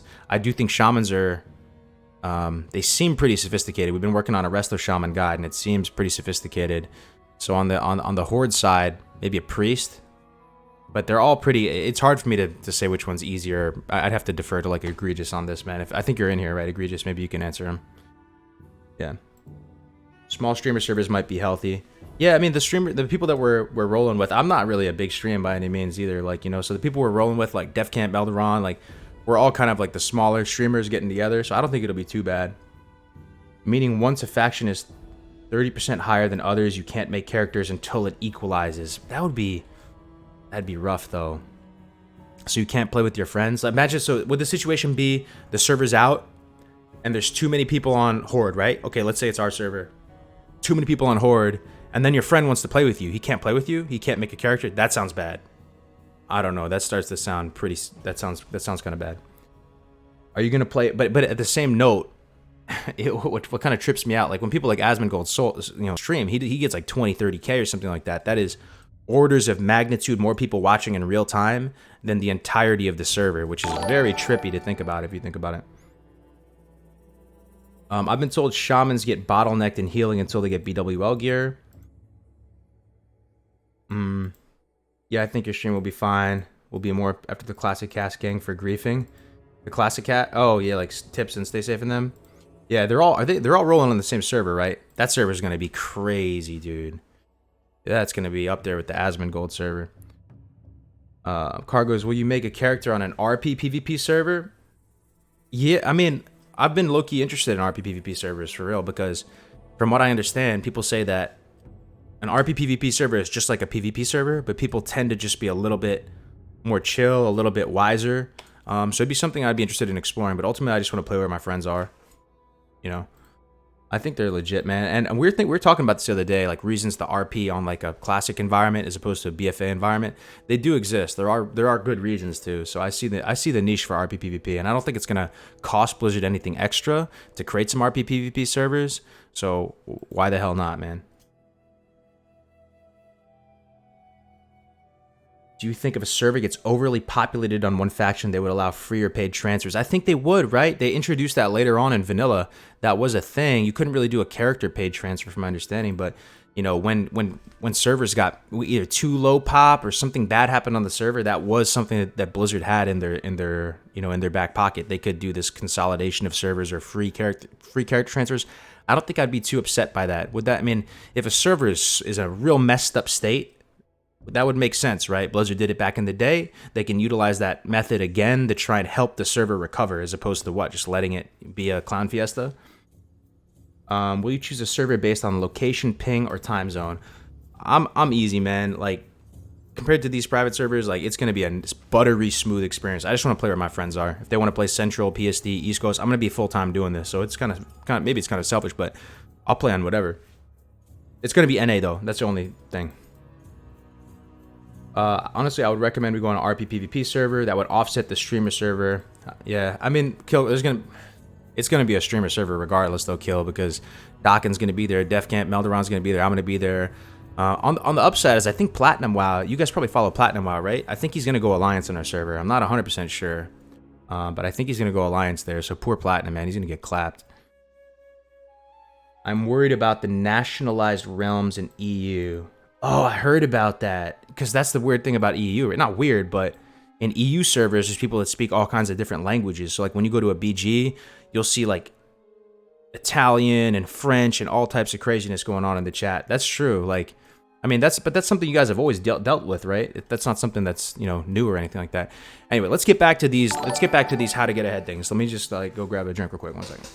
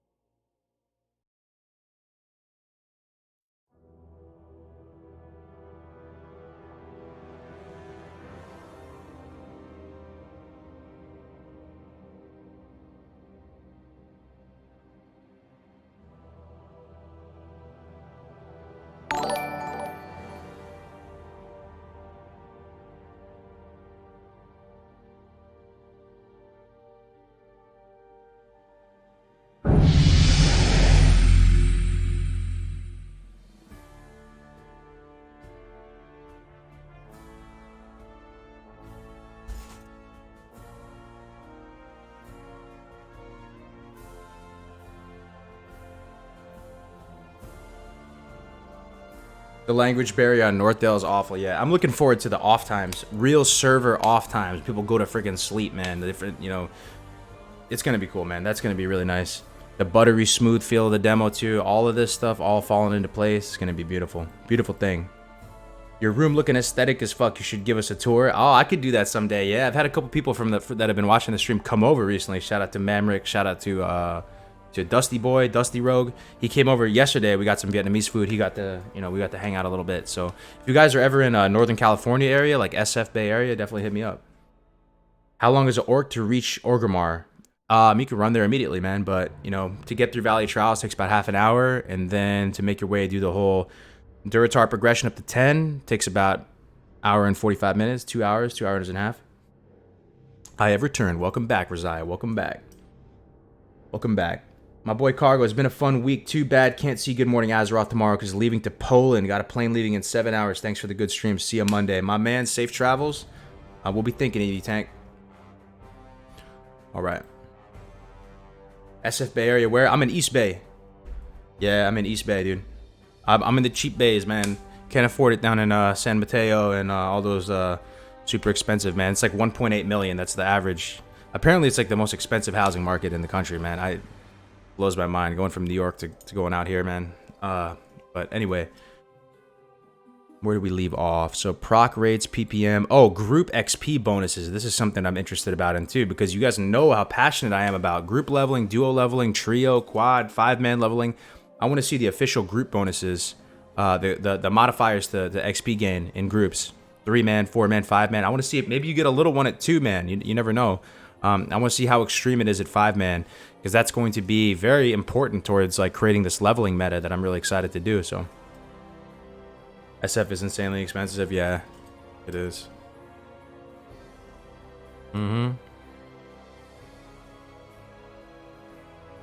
What the fuck is moonwalking? It's kind of a meme, bro. It's just like when I don't know how it works mechanically, but when you ever seen your character kind of Michael Jackson slide across while he's walking? Worst thing for WoW is gold selling. There's always going to be gold sellers, man. I don't think you can... I don't know if there's anything you can do against it. They were back in vanilla. They'll be back here again in classic WoW. I used to live in Novato, Petaluma, Rosa. Hell yeah, man. Hell yeah. Alright, so group XP bonuses, pet regen rates. So we've been doing the testing with the duo Warlock. If I go Warlock, guys, I'm not memeing you. I'm going to for sure go duo Warlock. It is my favorite by far Warlock combination. Since I'm Horde, right? So I can't go Pally Warlock. If I was on Alliance, I would go Pally Warlock duo level. Since I'm on Horde, I'm going to go duo Lock. It is insane with this whole Curse of Exhaustion build. In a nutshell, the TLDR is that you use pets, but you don't use your pets as a Warlock. It's very bizarre. I know it sounds very bizarre, but you don't use your pets at all. They just sit there outside of the 5-second rule, regenning at full, and the Imp regens an insane amount, and you just use them as a mana battery. You dark pack, and you just keep moving. One Warlock applies Curse of Exhaustion to everything, and you just keep running. And in a real classic server, stuff is not going to leash back and snap back and go back to position. They will just follow you indefinitely until they die, e.g. kiting, world bosses around the world and stuff like that. So a really, really fun build, the double Warlock thing. One's on Agony duty, one's on Exhaustion duty. You dot it up, you run to the next set of mobs, and it is so much fun. You have infinite resources. So I'd really like to see what the pet regen rates are, both on Hunter pets, on Warlock pets. I want to see if the Succubus, how much regen the Succubus has, the Fell Hunter has, because this is stuff that's going to affect me personally while leveling if I go Warlock. AIDS Train, yep. That's the funniest thing about that combination too, Tristan. And I really mean it. Tell me if I am wrong here. But, when you're duo leveling, one person's going to be slightly off the path of the other person. One person's going to go slightly left. One person's going to get distracted and loot a mining node. Irish, I'm thinking of you, man. You ever have those friends that always loot the nodes when you're trying to go to the next quest objective, and they go off and you're like, dude, where are you? And he's like, oh, nothing, man. Just 1 second. I'm looting this, mining this thing. That's Irish right there. Love you, though, Irish. Don't worry. And then, but this is the thing I'm getting at. You put the guy on /follow, and then because everything is an instant cast and you don't need to be facing the target, what's the downside of putting your partner on /follow? It seems like it's BIS. Like, you really are an AIDS train. You're like a little human centipede walking around connected to the hip, and you're just dotting everything up, and you're just you can look at it in the sense of that would be a movement speed increase, because you have synergized movement speeds. You're right behind the guy. There's no inefficiency there. One guy's moving, and it's it's the path of least resistance from point A to point B. Damn, got called out. I'm just trolling you, Irish. I feel called out. I am that friend. It's funny, man. I'm the opposite though. I'm the dude who like doesn't loot. That drives people nuts. The fact that I don't loot, I don't feel the need to loot every mob or whatever. Like I have the opposite of the OCD of mining everything, looting everything, skidding everything. Sometimes, man, I'm just too lazy and I feel like I gotta go faster, so I won't even loot mobs, which drives people crazy. AIDS Train sounds like a lot of fun. Seeing Multiboxers doing it is really, really good. Yeah, it's really good. Double Warlock is amazing. and you get the free mounts at 40. The same benefits that Pally Warlock get. You get the free freaking mounts at 40. How good does that feel? You know, you can make multiple ranks of health zones. You can't pop them at the same time, though, unfortunately. But you can still have multiple ranks available to you. Double soul stone, so you do have wipe prevention, right? And because one of you is going into deep Curse of Exhaustion, that frees up so many talent points for you as the Warlock. You don't have to get exhaustion at all. I mean, you can put 1 point into it, but there's a lot of flexibility with talents. And you get Shadow Burn. That's another really cool thing about Dual Warlock. You can get Shadow Burn, which is another instant cast. You don't have to be facing the mob. And as long as you kill that thing within 5 seconds of the Shadow Burn, you get the Soul Shard back. So it's really, really, really nice. That one mob you don't loot could drop Staff of Jordan. That's the mindset that keeps everyone looting every mob. But I'm always a skeptic. I don't think that Staff of Jordan's going to drop. It's true, though. How many epics have I missed over the years not looting? Probably a couple. Probably a couple, right? But what's the best class to level at server launch? You'll be all right. Gmark, any class, really any class. You can get ahead with any class. The main thing that's going to set you apart is time played. You stay in the game, you stay logged in, you keep grinding, you keep that needle moving, as I would say. You're going to be fine. Any class would be good. It's just going to have a different playstyle with some of them. Some are very much single target type things, better at questing, better at mobility. Some are really efficient at AoE grinding. That's going to be more of the thing. If you're playing Warrior, people are saying not Warrior. If you're playing Warrior, I would really strongly consider duo leveling, because Warriors get super ramped up when you start duo leveling. Me and my brother rolling Druid Warrior. Yeah, it'd be really good. Warrior Healer is good. It's just good. Warrior Healer is good. Do you think there will be front shred? No, my friend. But it's alright. Just duo level with a Hunter or something like that, and you can shred to your heart's content. Alright. Mr. Kargoz, about grind leveling without quests. 4-man party. What will be better? Farming normal mobs, elites? I would say you might as well go 5-man, though. Because a lot of people say either duo leveling or 5-man leveling are the optimal lines, because at 5-man you get the most bonus. Like, there's kind of a significant increase from 4 to 5, the XP bonus you receive. So I would go 5-man, and then you could potentially play around with it. You'd have to do some testing, but yeah, grinding elites is definitely the play. You could do so outside the dungeons in certain areas, or you could potentially do dungeon farming as well. But I would definitely start testing that stuff and seeing how much XP per hour you can get at the different level brackets, you know. So if you know at level 42 you're supposed to be getting between 40 and 45k XP per hour, you can kind of compare and see if it's going to be worth it for you. But at the end of the day, if you're grinding with like 4 of your friends and you guys are laughing and talking on Discord, even if you're taking a hit on XP per hour, like, that's still amazing. You should do that. What is that? 5-man have XP buff, right? Yeah, it's starting at 3 people. You get a little bit slight buff to XP that you get per mob, but then you have to keep in mind that buffed XP value will be divided by 3 and 4 and 5 and so on. But you get a little bit more with each additional person in the party.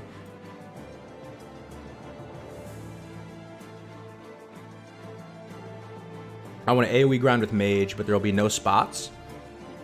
Well, that's the thing, man. If you put that work in right on launch, you get ahead of the pack. You'll be all right. You'll get access to everything before anyone else.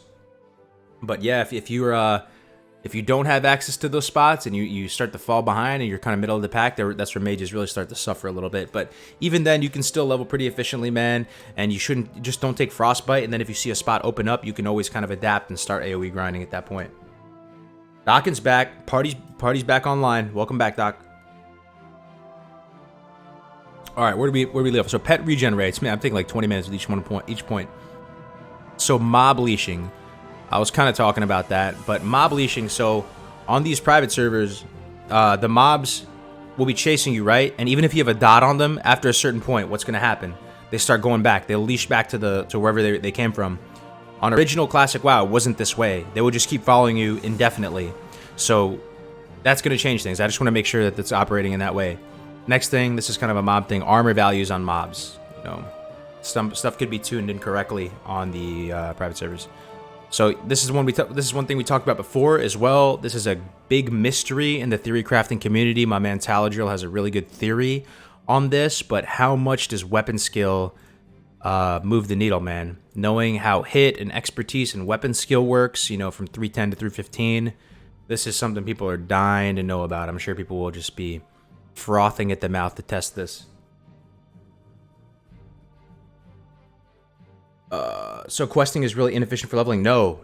Actually, I mean, it really depends. There's so much to unpack there, but the better a player you are, the more wizard tier knowledge you have about the game, the more attractive questing is as a thing to do, right? Because you just know about the quest, you know how to weave them together seamlessly without experiencing that lost in the sauce moment where you don't know what to do and your XP per hour just drops way down. But if you know you don't know that much, if you know you don't know that much about the game, you know, just fall back on grinding. You can still quest to your heart's content, but constantly be killing stuff, man. Killing stuff that's level appropriate and ideally the most advantageous mobs you can kill, whether it be low armor mobs or caster mobs or whatever. But some classes like mages, for example, I mean, their AoE kit is so strong that they're barely ever going to quest, only really moving from spot to spot. Oh yeah, sorry, I didn't mean to put expertise. I meant to put weapon skill, sorry. So hit, you know, just the whole thing with hit, crit cap, weapon skill, like a lot of this stuff, I don't know if anyone has a 100% definitive answer on, but that's something people are eager to find out. So stealth levels, to know if it operates the same on the private servers, hitbox range, we talked about that a little bit, pretty much all the mob values, resistances, armor, ability usage, respawn rates, shared quest rewards. So some of this could be off as well. Maybe some stuff on the private servers, like it doesn't share the quest reward. That's something that my buddy who's designing a leveling guide, he's like, this is supposed to be a shared quest reward, when on the private servers it isn't. Same thing with quest item drops. Final form of, oh, this is a big one. This is a big one, man. Final form of the items. So it's been a little bit speculative up until this point, right? Blizzard kind of put out an announcement, and take from this what you will. I'm really curious what you guys have to think about this, but Blizzard has told us that we're going to get the final form of items. So the final balanced state. You know, if an item went through 10 changes, its final form state will be the version we get on launch, right? But the wording was a little bit vague, and it's such a big deal that people are a little bit hesitant to accept that completely. Because they did say that items that are introduced for the first time later, like at 110, 111, will still be introduced later. But it's the stuff that gets nerfed and buffed that will be introduced in their final form. Because from the perspective of someone playing the game, it's quite bizarre for one day to wake up and things have changed values in your bag. That's a good point. Yeah, Quiver works with wands. I don't think that's going to work. It wasn't working that way on the demo. That's a good one, man. I'll put that on here as well. So the interaction between wands, so wands and quivers and agility. You guys think agility is going to buff wand damage? Wands interaction with quivers, with agility. I don't think it should. You think it should get buffed by agility or ranged attack power?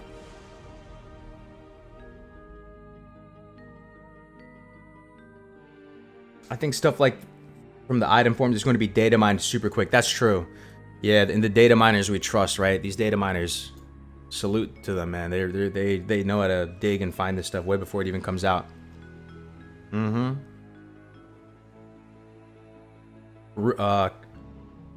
Ruining kiting bosses to cities. Yeah, you got to be able to kite stuff in vanilla, right? Like kiting world bosses. That's a big part of vanilla, man. Final form of the items will affect progression a bit, but man, a lot of the changes merely make items viable in the first place. It adds more variety. I agree. Stuff like having the wands, I like that they're really powerful. Like if those green wands aren't buffed, those things are just useless. They've never had a time and place to shine in vanilla. I like how they were buffed. I like that little light crossbow we found. I'm going to pull it up again because I pulled it up yesterday on stream, and then I got, you know, basically blindsided by this whole beta thing, and I like lost the plot. But how did this slip through the cracks for so many years is my question. Light crossbow, right? What is it? Fine light crossbow. I don't understand how this item slipped through the cracks. You're not going to find this on any hunter leveling guide. It's not on, even on Voldemort right now. It's not in its buff state because it gets buffed at 110 or 111. But how did this item never make it into a guide or anything like this? This random white item is like insanely good. It has a high damage range, and it's a 29 to 29 damage range. It has a slow speed 2.7. It only costs 30 freaking silver. It is so good. If you're gonna play Hunter, definitely pick this up, man. It's worth the trip because the weapon you're gonna have at this level is gonna be like 7.2 DPS. So picking this up, super juicy, and you can put a scope on it since it's not soulbound and give it to other characters. Just what a strange thing, man. So I'm glad that items like this get to shine, because if they weren't in their buff state, There would be no place for it. Does Vanish will cancel some spells? Oh, Vanish. You should be able to Vanish, yeah. And like disjoint spells? You should. I think it depends on a spell-to-spell basis, right?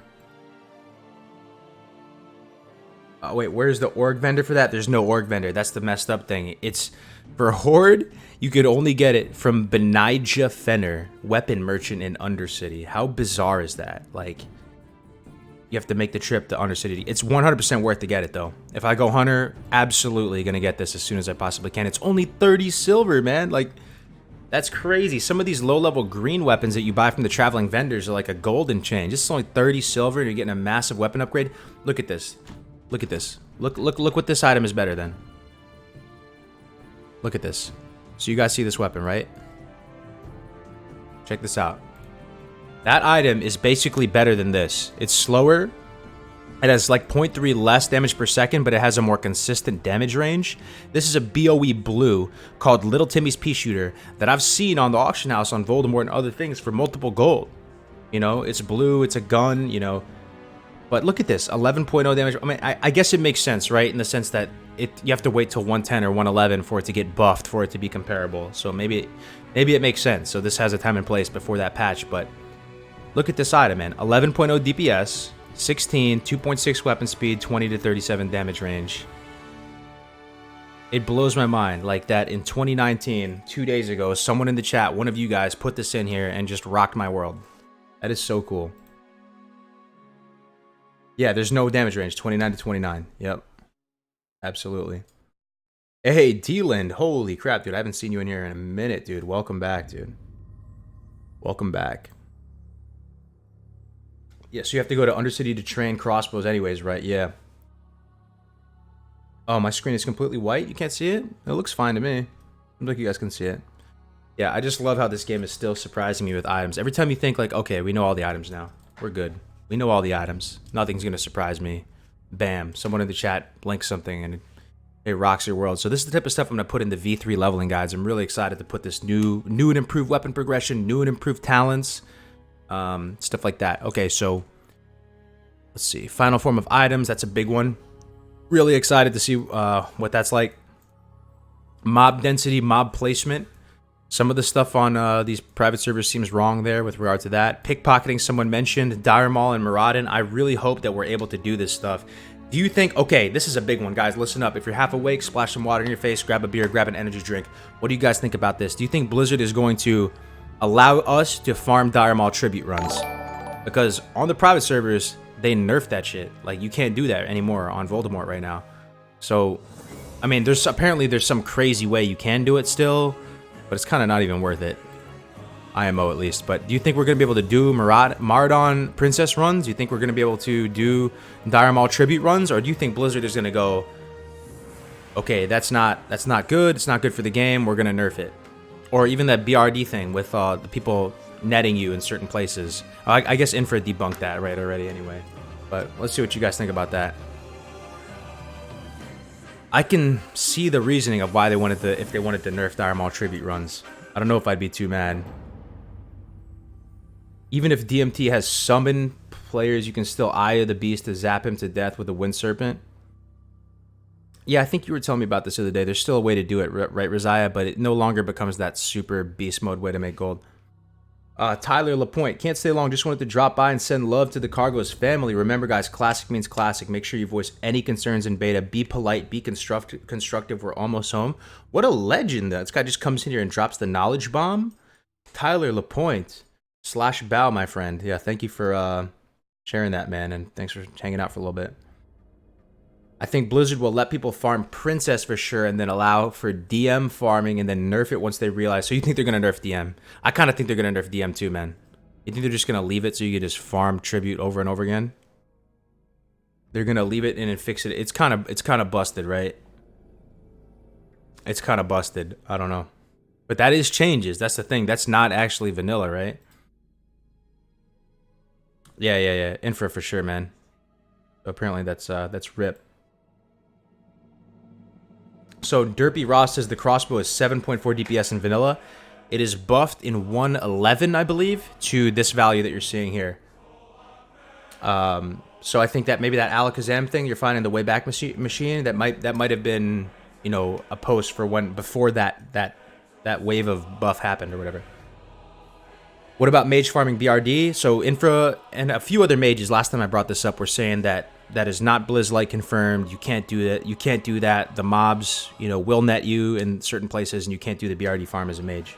So you can cross that off the list, I guess, at this point, tentatively, if you're banking on that being a way to make gold.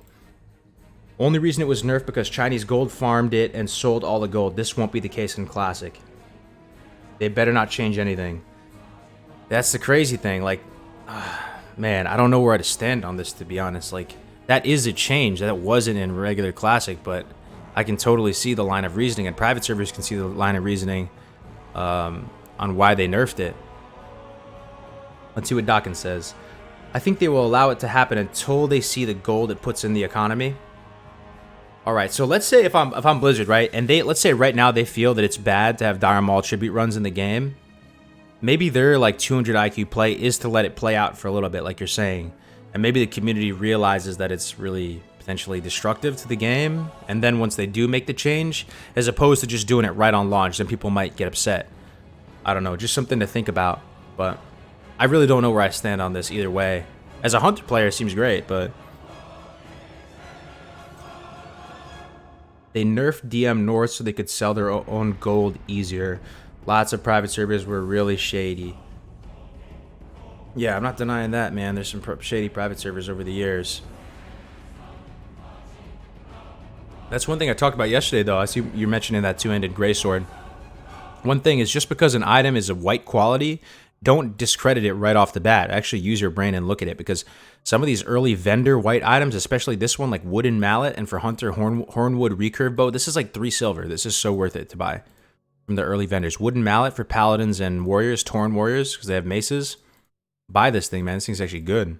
5.0 damage per second. We were talking about it a little bit yesterday before I got the whole beta thing going on. Wait, am I on a private server? I don't see that crossbow. The vendor was this one.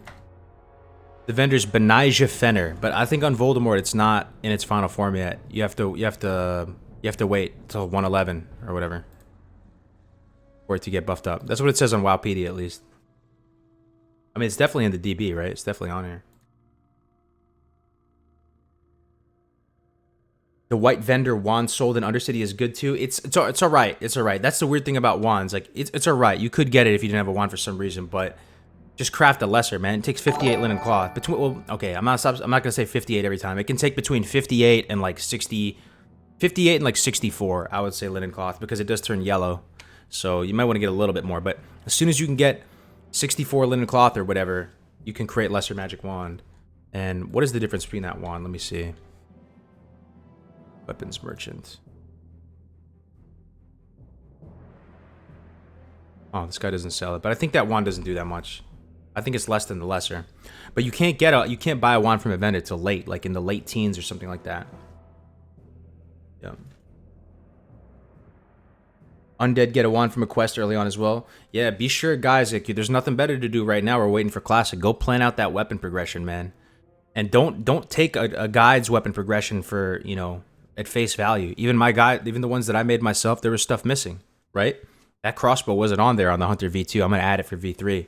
So just keep looking at the weapon progression and actually visualize based on your leveling route how you're going to obtain these weapons, because someone lists a weapon and it looks really good and you're like, oh, okay, I'll get this one when I'm level 12. And then you realize you have to go to the other end of the world to get it, and you're not going to realistically get it. So plan that weapon progression out, guys. I think it's level 14. Okay, all right, good to know, good to know. Every farming spot will be packed with people if they nerf the instance farms. Nobody will be able to farm anything. Every farming spot will be packed with people. They nerf the instance farms. Oh, it's a good point. I see what you mean. If they nerf Maraudon, if they nerf Dire Maul Tribute Run, it'll make it. That's true, but maybe that's good. Maybe gold will be a harder thing to obtain. Maybe that could be a good thing. Maybe that's going to create more world PvP. Maybe more people will be engaging with the world and have a reason to be out in the world. That's a good. I never really thought about it that way. If you're in your own instanced world, you know, doing it farming all the time. Like imagine on a fresh server how many all the hunters are just in Maraudon, just resetting it over and over and over again. Is that super healthy for the game? I mean, without Maraudon though, that's gonna really suck as a hunter, man. Holy crap. Maraudon is like your ATM. I would leave Maraudon, man. I don't know what you guys think, man.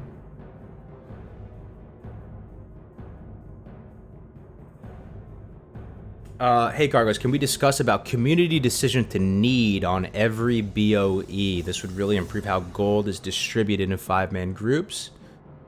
Less fake ninjas. What does that mean though? So you're saying, but how do you prevent someone from just, you know, executing on basic human nature and hitting need because they're selfish, you know?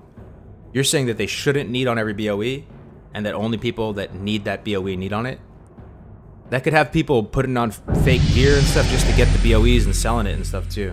I don't know. I think you just gotta play into basic human nature. It's not good? You don't think so, Infra? It'll be as packed as vanilla servers because the server cap will be the same. True. I mean, yeah, that is true. So I mean, it really, you have to. Okay. All right. So think about this though. Let's say it's 2,500 to 3K people on the server. It's much smaller than Voldemort and some of these other servers, and then a bunch of people at 60 are doing the instance farms.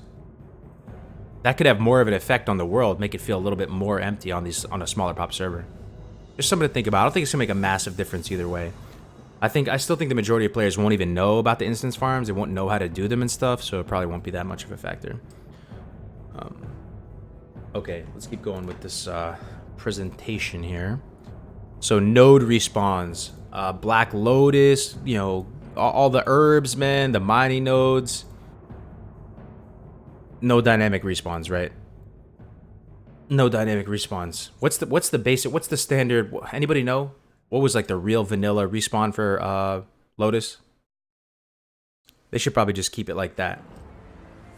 And as far as a sharded zone, just for the first couple weeks, I don't think it's going to matter too much. It's only going to be copper and stuff.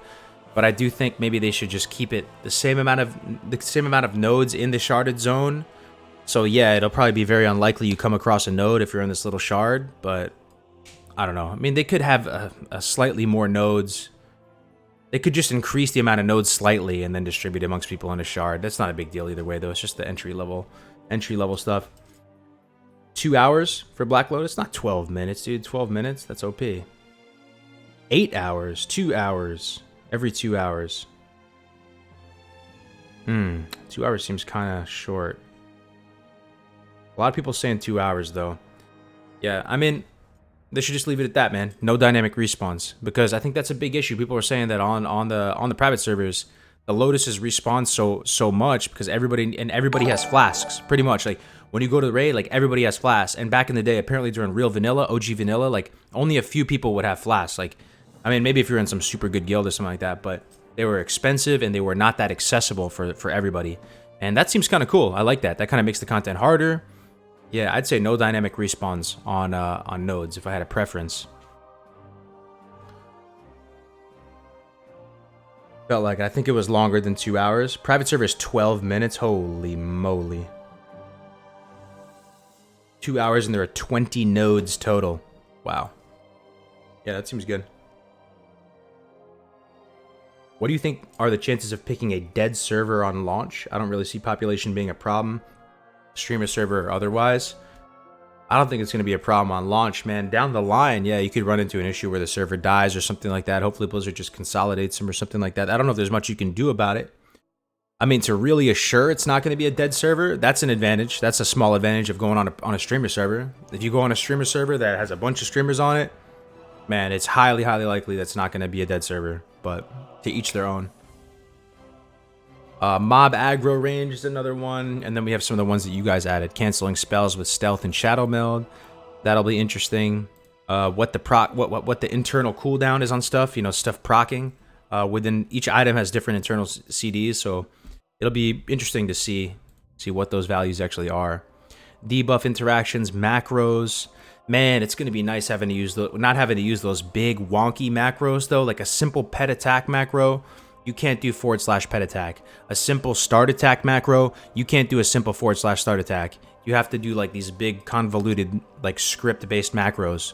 So I'm kind of glad that they're gonna put the new way to put macros in. right? What do you guys think about that? Yeah, the pots we had, elixirs on some progression fights, but only tank had flask. Yeah, that's what I'm saying. So hopefully without the dynamic respawns, with the longer Lotus, the longer Lotus respawn, less of them potentially. You're not going to see these Lotus mafias potentially, and it'll make it that much harder to get flasks. Nobody had flasks or world buffs back in the day. Fake private servers node respawns were stupid. Word, dude. Don't servers get created as other servers fill up completely? They don't just roll out hundreds of blank servers? I really don't know, Killroth. I assume they're going to roll out hundreds of blank servers on launch, obviously, but I guess they'll just make database decisions based on how the servers are playing out and either add or subtract, consolidate as we go.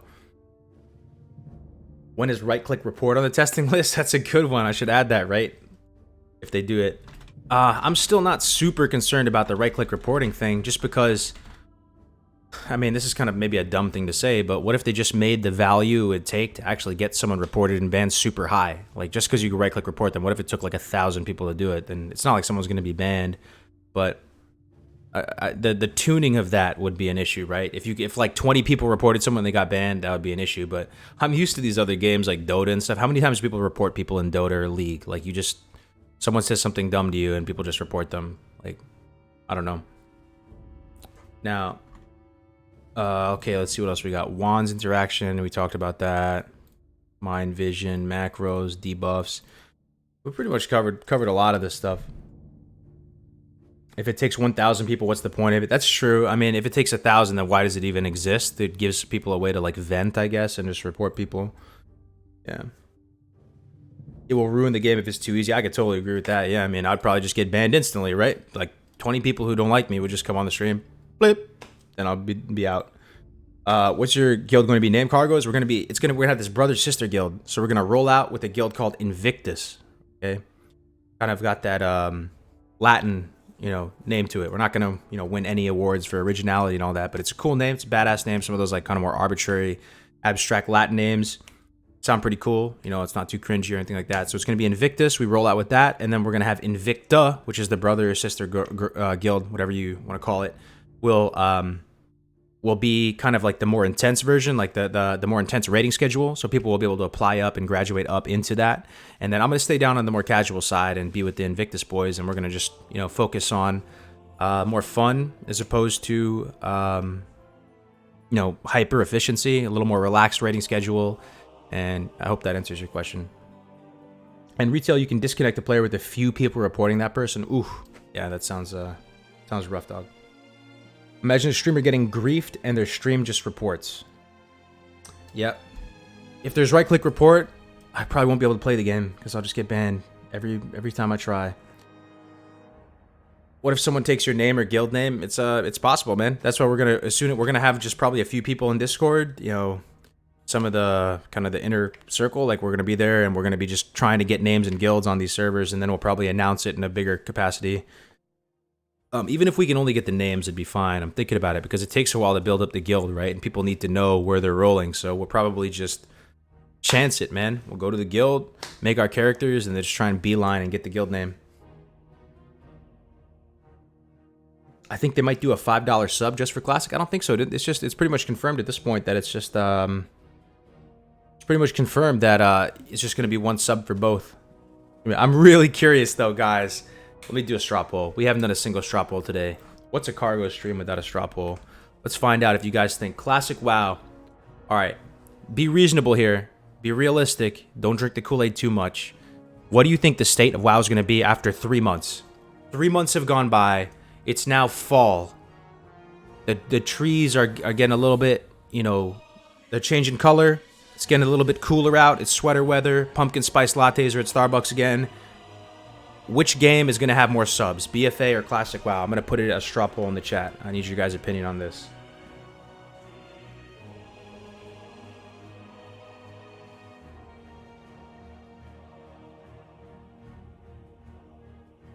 All right. Straw poll coming in hot and fresh, dude. Let's see what you guys have to think about this. Let's see, man. Let's see.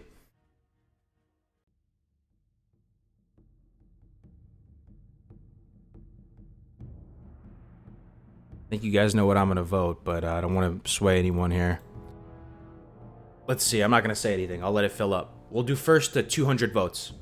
Let's see if we can get up to 200 votes on one of them. Ooh, I love watching it. Freaking go up and down.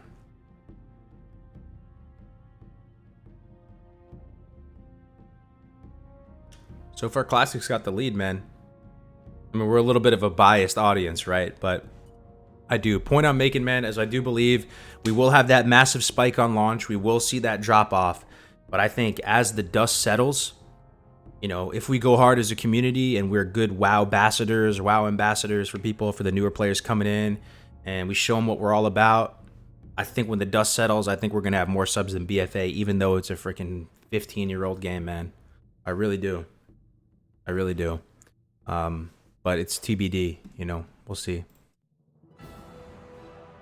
There is no way to tell. That's true. I mean, it seems pretty obvious that Blizzard would like combine them up into one metric, right? Because they don't want, it looks bad to investors and stuff if like the new game has way less subs, then they're going to be like, what are you doing? Why is the old version of the game you made 15 years ago, why is that more successful than your new game? Like, shouldn't it have all the benefits of modern architecture and modern, you know, features and stuff? So they probably will roll it up into one metric, I have to say. Hey, Kargoz, can we discuss about community decision? Oh yeah, we talked about this, right? I don't understand exactly what that means, man. This would make it like retail, but with pass. Okay, you can help me understand what this guy means. Can we discuss about community decision to need on every BOE in 5-man groups?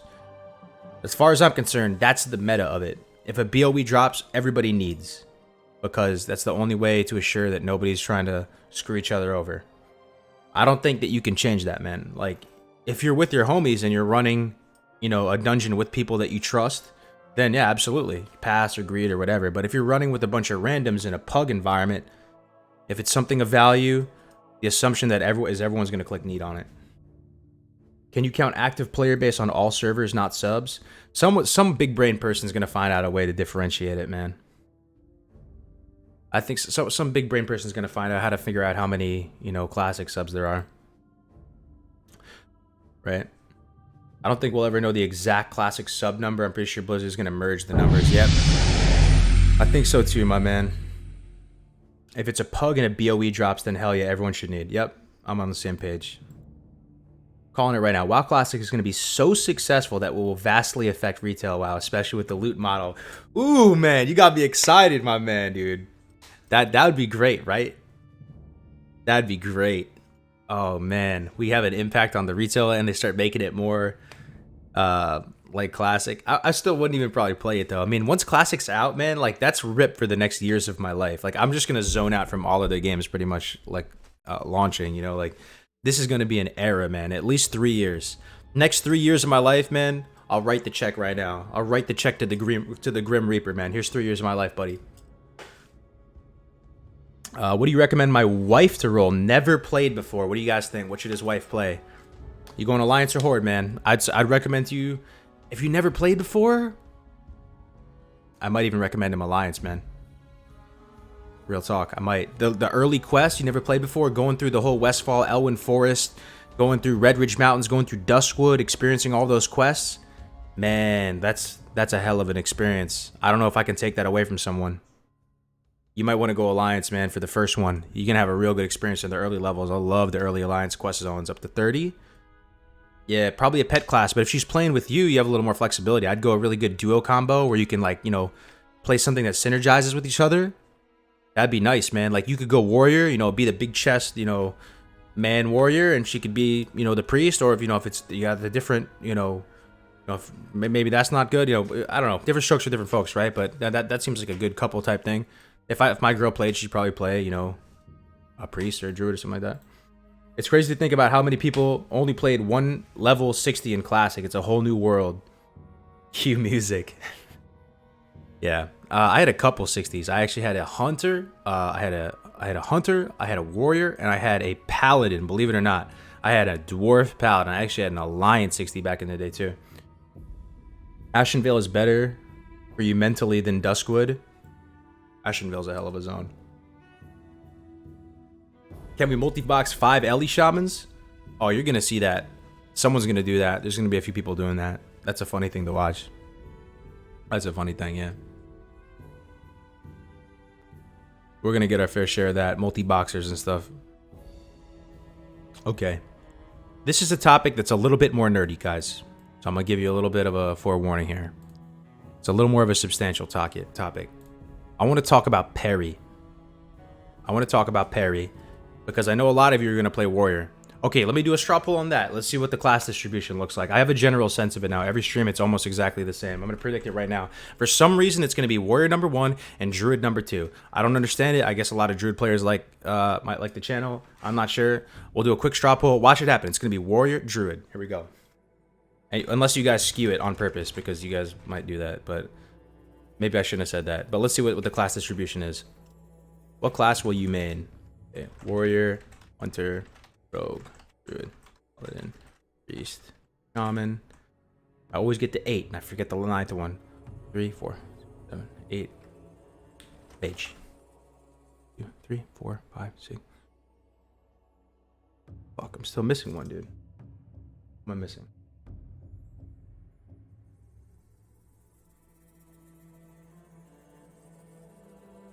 Druid, Rogue, Warrior, Hunter. God, this always happens. I always try and list all the classes from memory and I get to 8 and for some reason I freaking blank. Priest, Rogue, Shaman, Warrior, Druid, Paladin, your Warlock, Mage.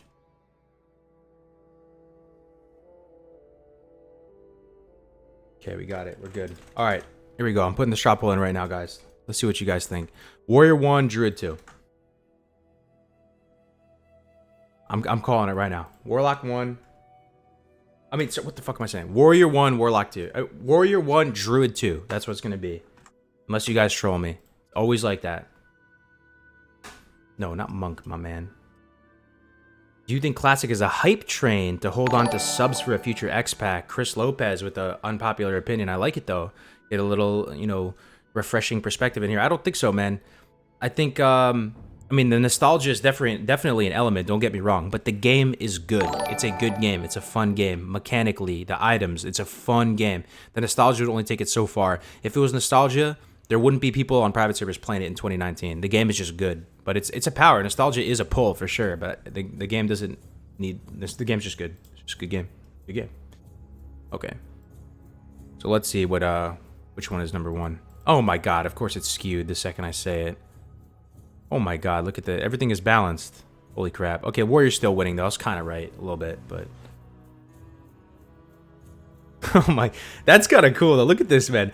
Every class has so many people voting for it. I love that. I love that, man. In the past, though, in the past streams, I put this in the chat, and for some reason, it was this Warrior. It was like a huge red bar, and then Druid was like half of the Warrior, and then everything else was like below it. Kargoz, can you say a little something about rogue leveling? Any secret tech? Chris, my man, the secret tech we've been having for the past couple days or weeks we've been talking about is duo leveling as a rogue. I used to rate them as the worst duo leveler. I thought they were a selfish class. They didn't provide anything on the table. I've since changed my opinion on this. I think if you go for the full ambush backstab build, they can be a very strong duo leveler. And what they bring to the table isn't buffs. It isn't CC, it wasn't anything like that. It is raw, unadulterated damage to the face, and you can really just global stuff. As long as you get some halfway decent daggers, partner up with a good druid, you will just be clapping those mobs down. Got a new Twitch Prime sub, Blah Blah Feral, subscribe to Twitch Prime. Welcome to the channel, my friend. Thank you very much. Perfectly balanced as all classes should be. I love that, dude. I love that. Look at how even this class distribution is. Incredible, dude. How good is this game? Like, Blizzard, it had to have been an accident. A lot of the stuff with WoW, like, I think the stars just aligned perfectly with this game, that somehow this game has been under attack from theory crafters and people trying to min-max it and go ham in it and exploit it in every possible avenue across every axis, PvE, PvP leveling, and the game still holds up. And you'll find this class balance across any axis of the game the deeper you dig. It's incredible, man. And you hear the developers talk about the game and their decisions while making. A lot of the stuff, you know, wasn't intentional. You know, it seems that way at least. Like, and somehow it evened out, man. Ooh, another Twitch Prime sub. Hell yeah, Taxman TV. Welcome, man. The Taxman's in the house. Uh-oh, you guys do your taxes yet? Last day's coming up, right? Or is it done already? Hit up that H&R block. Any blue post yet? No, unfortunately, no blue post yet. No blue post today. I think we'll get one soon, though. I dual level Rogue Warrior with my bro. He goes 2N defensive stance and I go backstab. Yeah, man, that'll work. Just taunt that thing. The Rogue will open up on it. Bada bing, bada boom. Is Paladin Rogue a decent duo? It'd be okay. I'd do it in the same way. Pretty much, if you're gonna Rogue duo, you gotta go ambush backstab. You gotta go it, man. It's the way. Paladin could kind of do it. Thing is, I don't know. You don't have an on-demand taunt as a Paladin. That's the thing. So you could throw up improved Righteous Fury. And, you know, it would be a single target thing. You run up to the mob, you know, you try and judge on cooldown, try and initiate, generate as much initial threat as possible. Then the rogue is going to clap it down. It'll still work pretty damn good, I have to say. Yeah. I wouldn't put it as good as Druid Rogue, though. Druid Rogue is the nuts. The thing is, too, with Paladin, a big part of duo leveling, guys, is also the ability to pull really efficiently. I think a lot of people sleep on the ability to pull. What do I mean by pull? By being able to, like, from range to efficiently, without expending many resources, pull a mob to you so you can keep that combat efficiency rolling, the pain train rolling. Druids, phenomenal at pulling. Feral Fairy Fire costs them nothing. Zilch. And you're directly benefiting the rogue massively because you're providing that armor debuff on him. And you can use it from, like, 30 freaking yards away. I think it might even be 40 yards. I think it's 30, though. Blessing of Salvation. Done. Kargoz tax evasion. Oh, God. Is duo leveling faster? I believe so. Based on everything I've learned over the past months, I believe duo leveling, especially when it comes to really factoring in reality and where the vast majority of players lie in terms of knowledge of the game, myself included, like, duo leveling is the most efficient line. Back to popularity of Classic. Blizzard will shut down all Classic private servers. You think so? I don't think they're going to need to shut them down. What do you guys think about this? What this guy's saying? I don't think they're going to need to shut them down. They're just going to get ripped, you know, by themselves. Like, if they were going to shut them down, wouldn't they be shutting them down, like, now or something? Or, like, a little while ago? I don't think they need to. Once the game's out and, you know, I feel like they're just going to die off, a lot of the private servers. There'll probably be a couple still floating around, but they'll die on their own. That's true. And Blizzard's still going to face that same issue they have in the past, too. Like, they're hosted in, like, freaking, you know, Mother Russia and stuff, so... Kargoz, what do you want to do ideally is fight the mob while pulling him to the next mob. Yeah, absolutely. You always want to, you know, you want to pull efficiently and just keep that pain train running, especially in a duo. So you have to be thinking in your mind as you're duo leveling. We need to kill twice as fast. You're getting 50% XP from the mob kill, so you're gonna need to kill at least at that rate. But you really do if you're playing well. And that's another reason why duo leveling does get a lot of flack. I think at least historically. It's rare that you find really good levelers and come together and duo level on the same page, on the same schedule. It didn't really happen. People weren't really experimenting with it. They didn't really think it was the best line of play, and the really good levelers would just go off and do it themselves. And the people that did have experience duo leveling, maybe they didn't partner with the same person. There's a disparity in terms of skill and class synergy. If you get two people on the same freaking page with the same schedules, playing synergistic class combinations, good God, you can level like monsters. What are we doing now, Kargoz? We're kind of... Okay, we're going through parry. I'm a goldfish. 5-second attention span. So, parry. My point with the straw poll, before I derailed per usual, was a lot of people playing warrior, right? And this applies to shaman, too. The shamans have the talent as well. But, like, this talent right here, deflection, how good is this talent? You know, a lot of people want to go Fury early. A lot of people might go Rend and improved Heroic Strike. Let's talk about deflection. You see this right here? Increases your parry chance by 5%. So how good is deflection? So deflection TLDR is very good. Parry is very good. So your early damage, especially early, I mean, it gets a little bit different as you get up in levels, as you get more on-use abilities like Mortal Strike and Whirlwind and stuff. But especially early, your damage as a warrior it is your swing timer. Does that make sense? Your swing timer, your auto attacks are your damage. Rend doesn't do very much damage, even though you're using it mob to mob. And parry has both defensive properties, so it's going to give you straight up avoidance, which is going to have you take less damage. But it's also going to accelerate you offensively as well due to parry haste. So parry haste happens when you parry an attack, and what parry haste does, in a nutshell, is it will take whatever the remainder is on your swing timer cooldown. So let's say you just swung, and then you parry the next attack, right? The the flavor of it is like you're holding something, right? And they swing at you and you like ching, you know, you deflect it a little bit, you parry it. It will accelerate your next swing by 40%. So your next swing will connect 40% faster. So you could get unlucky and your swing timer is almost about to complete and you'll get 40% off whatever remainder that is. But you could also get lucky and like you just swang your weapon.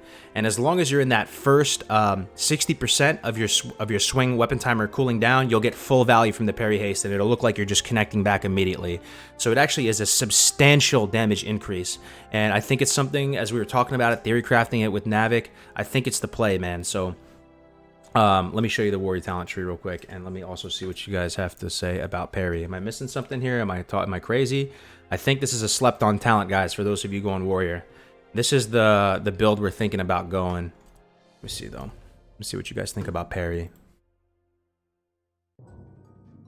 Why level up like monsters? I played Classic back in the day. Okay, Borislav, I understand what you're saying. Take it slow, have fun. I agree, man. Different strokes for different folks. But what I will say, Borislav, is that not only is duo leveling efficient, it's really, really fun too, man.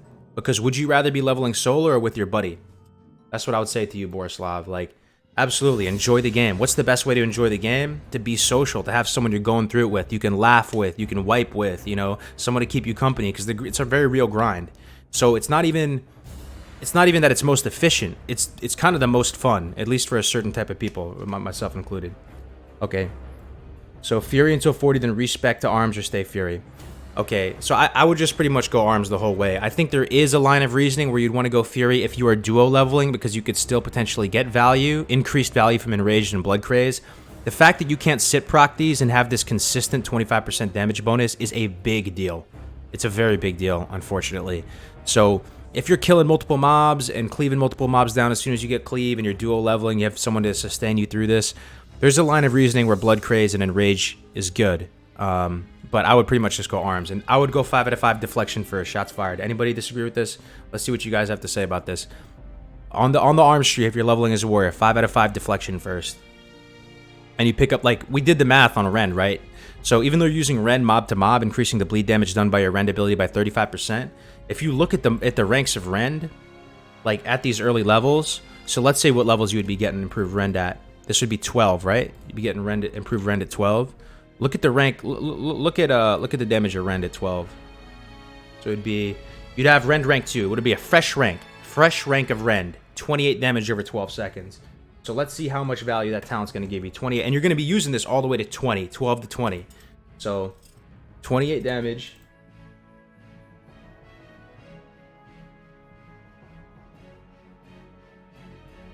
You're getting 7 damage. You're getting 7 damage, and you're only going to get that full 7 damage effect once you get 3 out of 3 Rend. So it'll be a little bit less than 7 damage that you're getting from this talent. That does not seem as good.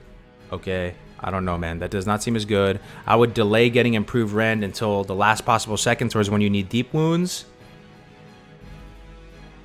Yeah, it's not about Rend damage, it's about later talents. I agree. That's why I would delay getting Rend up until you need it for deep wounds. So it'd basically be like this. You go 5 out of 5 deflection, then you go 2 tactical mastery, and then you go 3 Rend, and then it opens up deep wounds. Now at this point, I think improved overpower is better than deep wounds. You go improved overpower, deep wounds, and then you go impale, and then you go back, finish off tactical mastery. You're 29, right? 30 on the dot. You get sweeping strikes. This is like the biggest game changer for warrior. Then anger management after that. This is the warrior build, man. This has got to be the way. Okay. Missed a lot in the chat.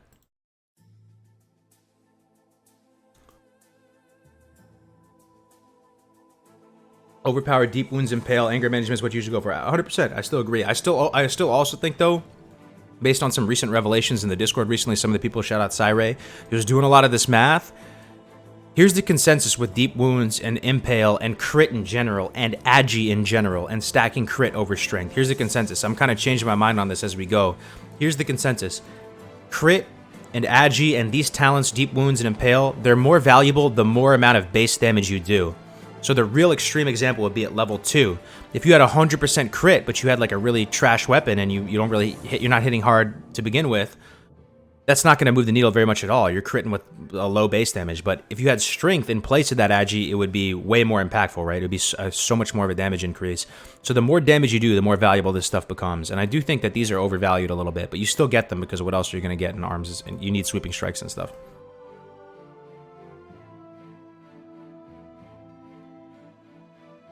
I would get anger management ASAP.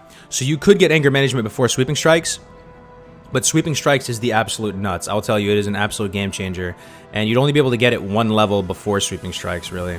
I mean, you could get anger management before impale, kind of, but this really is, it's one rage every 3 seconds. Oh, that's another thing I want to add to the list. We got to find out how anger management works and how some of these talents work. In an 18-second fight, this is generating you 6 rage. 6 rage is going to decrease your rage deterioration a little bit, but the other alternative would be this. It would be this, and then... So you could do it this way, too.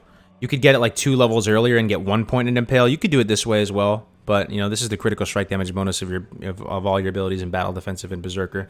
Different strokes for different folks, but the other build would be my personal favorite. And I like Sweeping Strikes a lot at 30.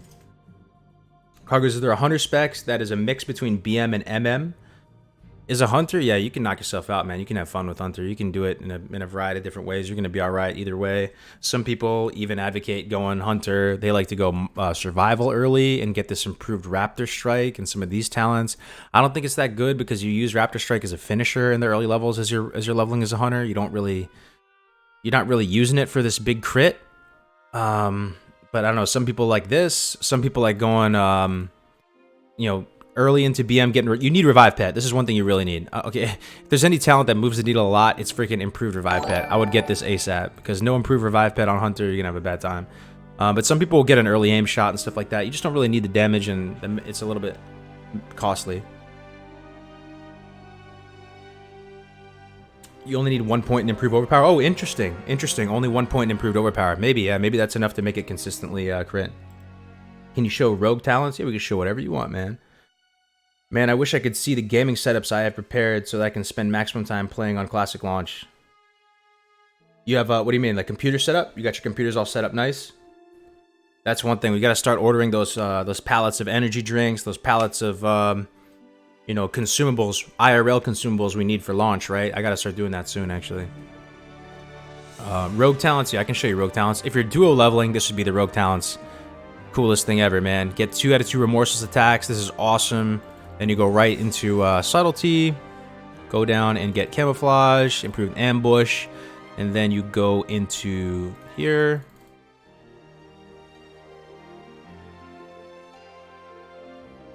And then you go here, here, here, here. You finish here. That's it right there. That's the whole progression. I went a little bit fast, but this is the ambush backstab build I've been going on and on about. But even as soon as you get this, these first 2 points and you're online with the backstab build. I mean, you just get remorseless attacks, you get the finishing blow as a rogue, and you just open up with backstab. You'll eventually get ambush. You'll just be deleting things. So fun. So much fun. So much fun.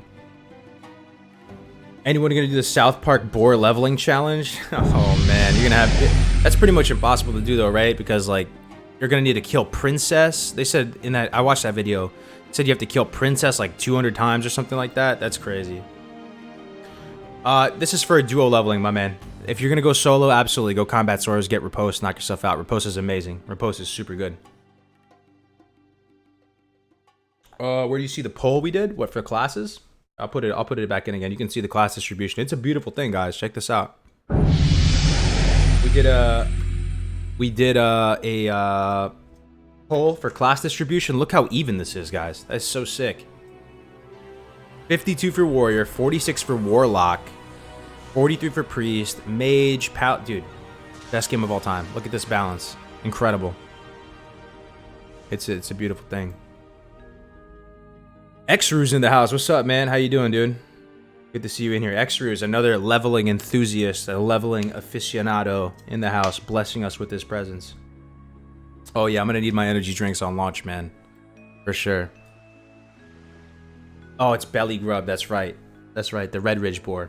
Forgot the name of it. That's right. Okay. Okay, so one guy's asking, Alexidius, Kargoz, you get 1 rage for 3 seconds with anger management, hidden aura buff. Isn't that OP? I understand people think it's OP, but think about it. What's an average fight time if you're solo? Probably 15 to 20 seconds. If it's duo, it'll probably be faster, probably be 10 to 15 seconds if you're duo leveling, or maybe even less than that. So over that time, how much rage are you generating? You know, let's say it's a 15-second fight. You get 1 rage every 3 seconds. It's 5 rage. You know, you also get the benefit of not decaying rage out of combat, but you have blood rage for that. You can blood rage bandage. You can blood rage between pulls. I just don't think it's as valuable as some people say. Maybe in PvP it's really good though. In PvP it's probably like pretty decent, but in terms of just like PvE leveling combat efficiency, I mean, look at improved charge, man. Like improved charge generates you 6 rage every time you charge. Like I think this is kind of a slept-on talent too. I don't know why people hate on this talent so much. I definitely see benefit in tactical mastery for sure though. I mean, tactical mastery is sick because, you know, even if you're duo leveling, even just having 2 points in this, you can go over to defensive stance and mocking blow, whatever that taunt is that costs 10 rage, and then you know, you're gonna need tactical mastery once you get whirlwind and sweeping strike, so you can tab over and whirlwind. But I don't know. I think anger management might be a little bit overvalued. As a warrior, you'd be better off going strength. Yeah. So my TLDR with that is I would stack spirit and strength. Up until a certain level. I would really stack spirit though. If you're a good warrior player, I actually would stack spirit. No joke. I mean, we'll see how it functions on the demo, but that's what my gut's telling me right now, especially if you're solo, because you're all about boosting that out of combat regen. As long as you feel confident in your ability to not overextend and pull too many mobs and die, and you're confident in biting off, not biting off more than you can chew, you're only going to need really the minimum amount of stamina, and warriors benefit more than any other class from spirit. I mean, look how much warriors benefit from spirit. Let me go back. Look at this. Look at this. Look at this. Look at this. Warriors benefit over 10... This is health regen. Over 10 times as much compared to warlocks. If you stack a bunch of spirit on a warrior, you really feel it, dude. When Navik was stacking spirit on his warrior and we were like 30s or something like that, it was the equivalent of him having like 3 renews on his character. It is crazy. So, what's a good build for leveling a Prot Pally? Or is Ret just way better? I would level Ret up until the point where you were able to get... If you were solo as a Paladin, I would level Deep Ret pretty much all the way up until you can get both Blessing of Sanctuary and Consecration on a fresh server, because you're probably not going to have access to a shield spike. You might. So if I was going solo Pally, which I wouldn't want to do, I would want to duo, because they're god tier duo levelers. So if you want to roll Pally, I highly recommend duo leveling. But if you're going to go solo Pally, I would go Deep Ret, I'll go Benediction, Prove Judgment, Parry Chance, this thing is amazing. Seal of Command, Pursuit of Justice. Yeah, Conviction. Probably Finish Parry. And then you're like 29. You're getting close. So pretty much you would just go Deep Ret until you can get this Blessing of Sanctuary and Consecration. Then I would respec and start AOE grinding as a Prot Pally. That's what I would do if I was solo. If I was duo leveling though, pretty much right at you go Ret up to 20, then right on the dot when you get Consecration, you can start AOE grinding and just or just healing your partner and doing it that way. Two-ended Reckoning. Thing is, well, you can't sit proc Reckoning. That's the thing. We've been talking about this, right? So this could still happen, but you can't control on demand when this happens. So it's not quite as amazing, not nearly as amazing it is on the private servers. Classic about WoW beta win? Dude, I wish I had the answer for you, but man.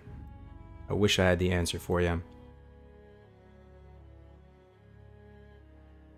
Hello, man. How are you? I'm doing good. I'm doing really good today. We're just going over some beta talk. Let's go over to the PowerPoint again.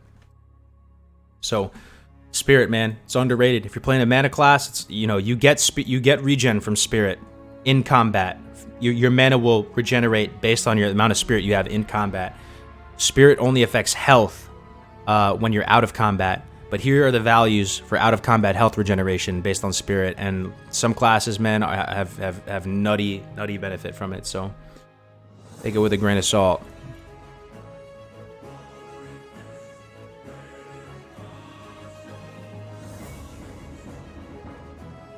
Is there any news about sit proc Reckoning, or is this still all theory? I mean, it wasn't functioning that way on the demo random, so it's likely not going to be there. That's another thing we want to kind of really confirm, like super confirm on the beta. Something I'm really excited to confirm. But as of right now, it doesn't appear to be functioning in that way. If you do only quests, it looks viable, but if you're always grinding from quest to quest, I don't know. Are paladins easy to level solo? How do they do in a... I don't think they're difficult to level solo. Their kill speed is a little bit lackluster, though, especially when you get deeper into Ret, IMO.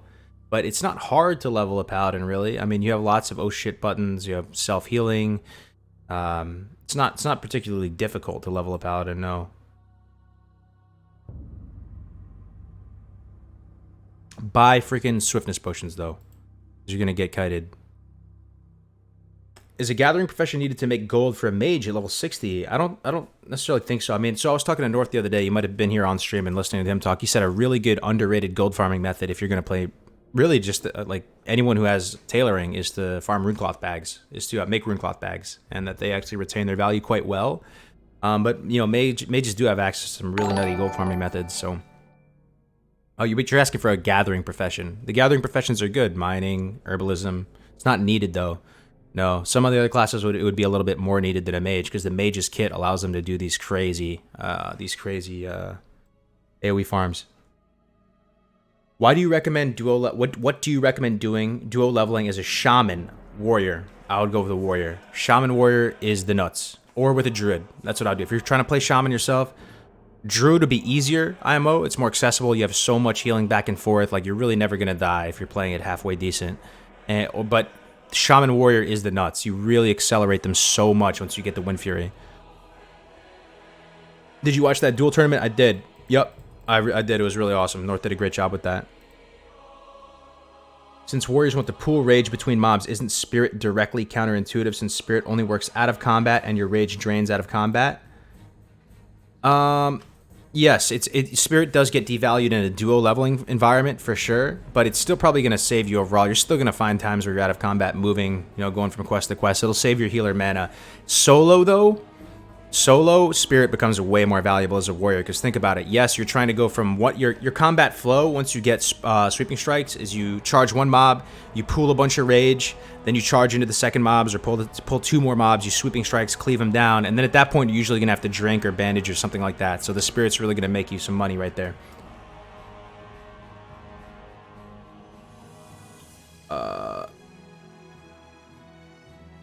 Agi Stamina is definitely BIS. Albert, we've been talking about this a lot, though, my man. I encourage you to have an open mind with it, because that's where I was at, too. You saw my warrior leveling guide, but some people have been doing the math, and pretty much Agi and these crit talents, the whole crit package with Deep Wounds and Impale, it becomes better the more amount of damage you do, right? But especially in these early levels, apparently you're not doing enough damage to justify going Agi over Strength, if that makes sense. And that, yes, Agi and crit does generate additional rage, because you're doing more damage when you crit and stuff like that. You're generating more rage when you crit and do more damage, but apparently it's supposed to net out. You know, the strength you would gain is also going to net you a little bit more rage as well. And also, strength still does benefit the effect of Deep Wounds and Impale.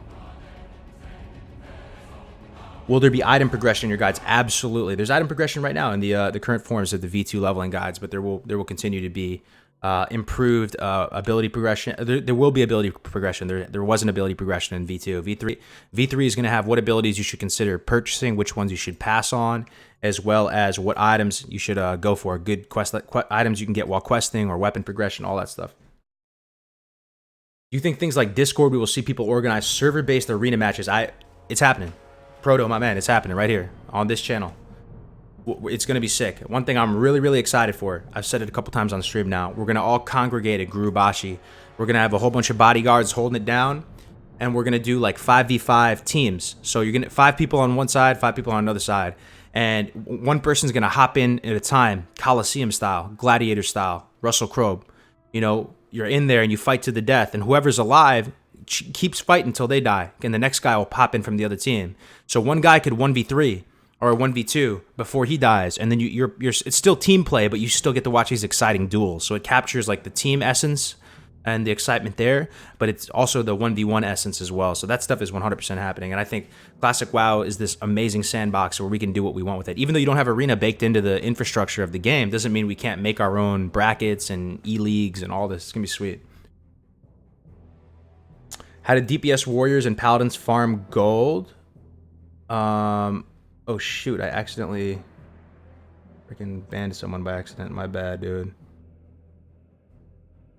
Okay, I think I unbanned you. ADFAD. You're still here, right? ADFAD. I think I accidentally like clicked banned you for a second. About anger management, you might spend 10 plus seconds on a mob, but in the transition to another, depending on rage available, this talent may grant you a big attack sooner. What do you mean by that, man? So yeah, in combat, you'll generate maybe 5-6 rage from anger management, and then your rage will deteriorate 30% slower as you're transitioning targets, which is also good. I see benefit in that. Don't get me wrong; it's a good talent. I just think it's a little bit overvalued. And you do have blood rage that you can use to keep that rage from decaying if you need to bandage or something like that. So don't get me wrong. I just think people like race it. They like race down to anger management. I was kind of in the same boat. I don't think that's the optimal line of play anymore. What do you recommend as a second character to EXP when my duo is off? Ooh, good question. That's a good. I like how you're thinking like that, Robin. You're thinking that you're being practical, right? You're realizing that your guy is not always going to be online for you, so you're thinking about another character. It's really whatever you want, man. Whatever you want. I don't know. There's really no way to answer that, but just whatever you would want to play second. Maybe something that farms gold efficiently. Maybe you want to play a hunter to have a good gold farming alt. Something like that. Or maybe something that's stronger in PvP or PvE, you know, something that's different from your main characters. Fair enough. Rogue or Druid for world PvP if you don't need to farm. Is there a link to this? Yeah, there's a link to this, but it's not... I mean, this is nothing too crazy. I'm just talking about it. You know, I like to have these little slides made. Kargoz, I really love your enthusiasm about the game, although there's a bunch of stuff about this hyper leveling and other stuff I really don't like. Anyway, it's a nice stream and enthusiasm is really nice. My man, that's very nice of you. I like you keeping it real with me, telling me what's up. I know, you know, the speed leveling, this min-maxing isn't for everybody, but I just love it. It's just one of the ways I enjoy the game. I really enjoy the whole leveling aspect of it and being able to find really efficient ways to level and go through the journey. Probably my favorite aspect of the game, but appreciate that candid feedback, my man. What's the best gold farmer as an alt if I'm rolling Warrior Bane? Probably Hunter or Mage. But at the same time, you know, Warriors apparently can make sick gold too. Like my man Mooflake was telling me, he was like basically two-manning Strath and making so much gold, doing crazy stuff with his Thunder Fury, you know. But I don't know if I don't know the breakpoints towards when you're able to two-man Strath. Maybe it's insane. I'm not sure, but you could. That's the thing about WoW though, man. You can get creative and make a lot of gold with any class. Need to get the water totem ASAP if dual leveling with a warrior? Nah, I wouldn't get it, bro. Until later.Maybe later. But that's another acceleration towards dual leveling, right? Like, some of these annoying class quests that would be you need to group for and stuff, like, you can actually knock out as when you're dual leveling. It's another really nice benefit. I'm a dual level with a priest, war, hunter, lock, and rogue. That is, all at the same time would be 5. So you're group leveling with those? Nice, man. How would you choose which realm to place on? It's a gamble. Yeah, it's a gamble. I mean, I'll just go where everybody else wants to go. We'll try and get our names on it, pretty much. It'd be cool to play on our old servers, though. Where was everybody's server back in the day? I like this little exercise. Ones I played on back in the day were Dark Iron, Skull Crusher, and all the servers I played over the years are Dark Iron, Skull Crusher, Anderhall, and Ner'zhul. That was it. Chat spam, here we go, indeed. Yeah, let's see it, man. Let's show some of that server love, man. The server love. So backstab ambush with assassination was kind of terrible for all the lag. What are your thoughts on 5-man leveling? I have a group with warrior, shaman, priest, warlock, mage. The focus was on 0 downtime and minimized travel. If the goal is rush to BIS rather than 60, what are your thoughts? Ryu, thank you for the 10 Should bucks, man. Should we focus on instancing? I actually don't know. I haven't explored that fully. I know some people on the private servers have done that as their BIS line of play to really try and get the 60s as fast as possible. I've heard of that being a thing, especially amongst mages. I really suspect that in a 5-man squad, you're going to be AoE. You're going to be AoE grinding, and you'll be AoE grinding elites, or just in a really super high mob density area, probably the trolls and STV. There's a couple good spots there. It's a type of thing, though, where you're going to really need to, like, look at the environment and find where you can go to achieve the level of mob density you need. Maybe Jinta Allure, maybe some of these big outdoor, like, what do they call them, non-instance dungeons might be a good start. I don't think it's out of the question, though. I think actually 5-man could be sick. I just don't know how to speak on it that confidently. But I wish you guys the best of luck, and thank you for the 10 bucks. Kargoz, just met you already, like your style. Yes, thank you. Baboosh Dora, welcome to the stream, my man. That's a nice thing for you to say, my man. Welcome. The semi-dungeonaries, yeah. You want to be killing elites. That's one thing, too. If you're duo leveling and you feel like your combat efficiency is, like, really too high, like you're doing too much single target damage, stuff is dying too fast, and there's not enough mob density, you can always go to elites. That's another thing you can do. For example, when we were trying Priest Paladin, and we were going through that whole smite spec holy damage thing, we were killing stuff too quickly, and there wasn't enough things to pull, the XP per hour was dipping, so we immediately went and corrected that by going to kill elites outside of ZF. Something you can think about. 5-man leveling would be a pain a lot of the time. Too many. That's great point. Great point. I love it. Jive Turkey. This is excellent feedback. That's partially why I think duo leveling is the sweet spot, because it's one other person. There's something very intimate about doing it with one other person. Lol. In before the chat goes crazy, but just having two people, it's like a sweet spot. Like logistically, the management of that is kind of easy. It's just one person you hit up and you're able to manage that. You know, when starting at three people onwards, like, it's a slippery slope. One guy's gonna sleep in, you know. There's some kind of intrinsic value with two. Two is just great. Giggity. Kargoz, your community is big enough to do one EU, one NA server. Yeah, but I don't want to sacrifice the community, man. It would be cool to do something like that. I was thinking about that. There's a lot of people from EU, and that's one of the advantages of playing on Voldemort and some of these you know, some of these private servers, but I really do want to create an awesome community, like a community that's not toxic, it's very strong, and that we can create friendships that will go beyond this game. You know, Classic WoW won't be forever, you know, like this will be something we'll ride out and have an amazing time, but eventually, you know, people will grow, you know, new games will come out, something will happen, right? I hope in some capacity it is like preserved forever, like in a museum somewhere or something, but, you know, the goal is to create friendships that transcend the game. And if we spread ourselves too thin across too many guilds in different regions, I worry that we couldn't really manage it well, if that makes sense. Thoughts on Ellie Shaman Feral Druid? Wouldn't be bad. Shaman Druid is good. Yeah, I mean, you're pretty much, it depends what you mean by Ellie Shaman, though. So pretty much you've come to the not conclusion, because nothing is conclusive, but we're of the opinion at this point in time that Elemental does a lot more for you than the other talents. Even if you're leveling in that very enhanced playstyle, even if you're Earthbind kiting with a two-hander, that two-hander can be a staff. You can plan staff progression out instead of two-handed mace and two-handed axe progression. And a lot of these enhancement talents, until you basically get Flurry fully online, don't do nearly as much for you as Elemental. The main pain point on Shaman is managing your mana. You're super mana-sensitive class. So with Elemental package, you can fish for clear casting procs. You can still kite just as well. And, you know, it's a more harmonious balance of using and generating resources. So Elemental Shaman is really the play, pretty much no matter how you want to level, and then eventually you can respec to enhance. And the favorite build right now at this point, I'm thinking, is going a Flurry Elemental Devastation build. 5 out of 6 of my good friends are playing Classic when it comes out. Should I wait for them or blow past them because I'm a hunter? That's on you, man. You can always blow past them and come back and help them. You can get 60, then come back and mob tag for them or whatever you think is going to be best, but you do you, boo-boo. That didn't go crazy. They made a server called Voldemort. Nah, you guys already know. I like the idea of 5-man farming bis to level. I wish there was a guide for that. Yeah, it'd be cool. I'd like to explore that possibility as well. What is the Flurry Elemental Devastation build? It's a really cool build. It's something we haven't seen this build at all before on any of these Shaman leveling guides. It's really fun. You pretty much go Concussion rather than Convection because you're not casting max rank shocks. You're fishing. I mean, early you could go Convection for the early levels because this is something you probably will be casting a bit more before you get clear casting. So I could see a line where you go Convection, but Concussion would be better in the long run. And then you go Earth's Grasp, so you get that Taunt Totem increase and the Earthbind Totem increase. Call of Flame, Clear Casting, which is incredible. This talent is so good. Clear Casting is so valuable across any class that has access to it. Druid, Mage, Doesn't matter. And then as soon as you get elemental focus, the gameplay changes. You can start fishing with rank 1 Earth Shock, or you can pull with rank 1 Lightning Bolt, trying to fish for this clear casting proc. And once you get this clear casting proc, that's the only time you're going to max rank Earth Shock or max rank spell of any capacity.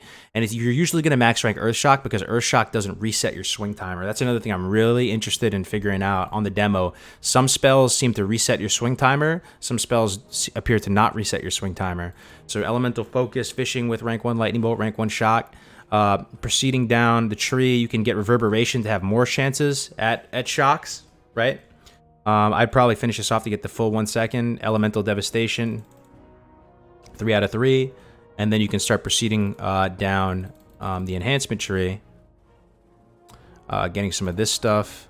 Also, with this build, you actually are refreshing your lightning shield because it is your most mana efficient DPME spell that you have access to, and you're kind of forsaking the 5-second rule with this build, right? Because you're just fishing all the time. You're not going to let that passive 5-second mana regen come into effect, but it's okay. You're spending so little anyway that it's not a big deal. So 3 out of 3 improved lightning shield. You can pick up 2-handed axe. Specialization doesn't hurt in case you get something nice.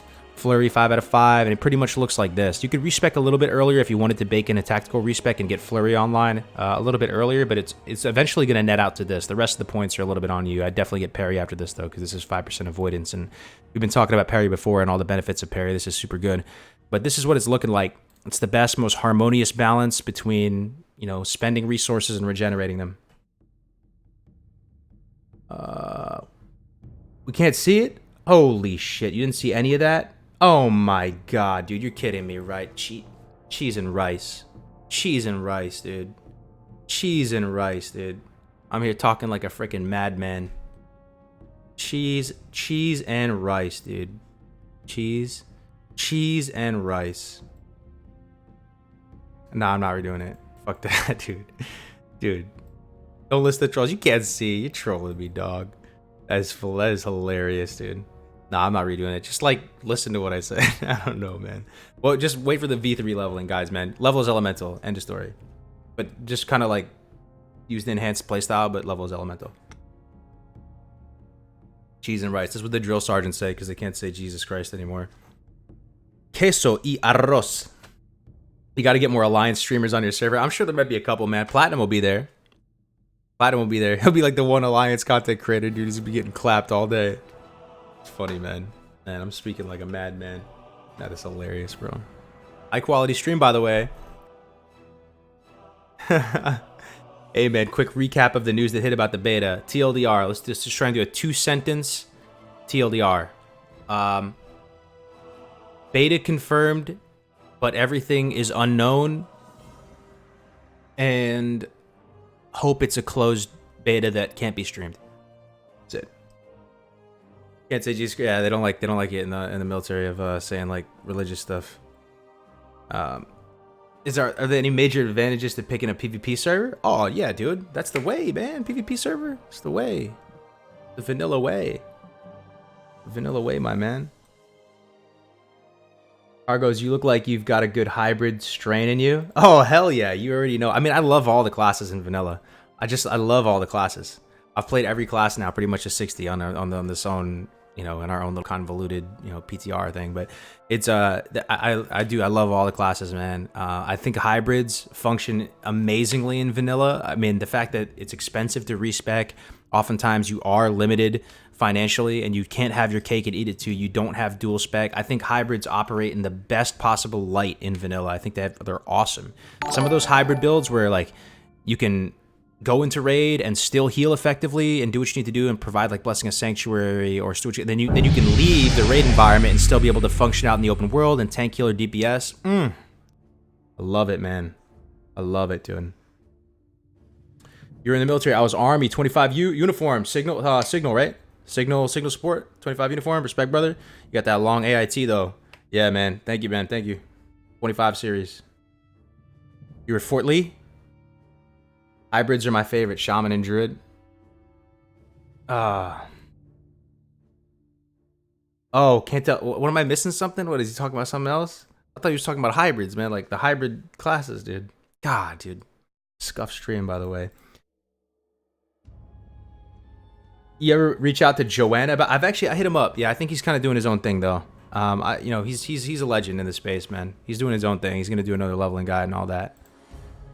Big respect to him. Oh, Fort Gordon, that was it. Yeah, Fort Gordon, Augusta, Georgia. Oh, hybrid parents. Yeah, that's right. That's right. Yeah, I'm a mutt. I'm a mutt, man. I'm a mutt. My dad's a white dude. My mom's Filipina. What's the appeal of an RP PvP server? I don't know, like, in essence, like, when you're conceptualizing the differences between the different servers, why necessarily you'd want an RP PvP server, in the sense that we're playing a role-playing game. This is a role-playing game, so you can role-play in the game because it's a role-playing game.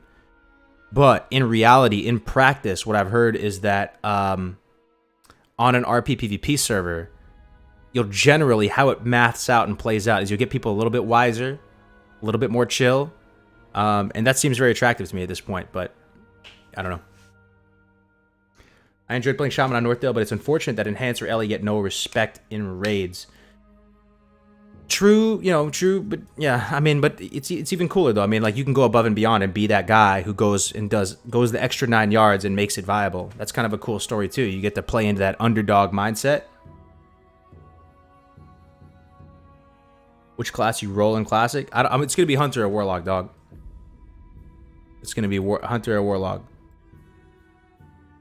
I don't understand why fire mages would use Fireball rather than Scorch. Scorch is really good DPME. Yes, if Infer's in here, maybe you could explain it. I think if you were to level as Fire, you'd spam Scorch, right?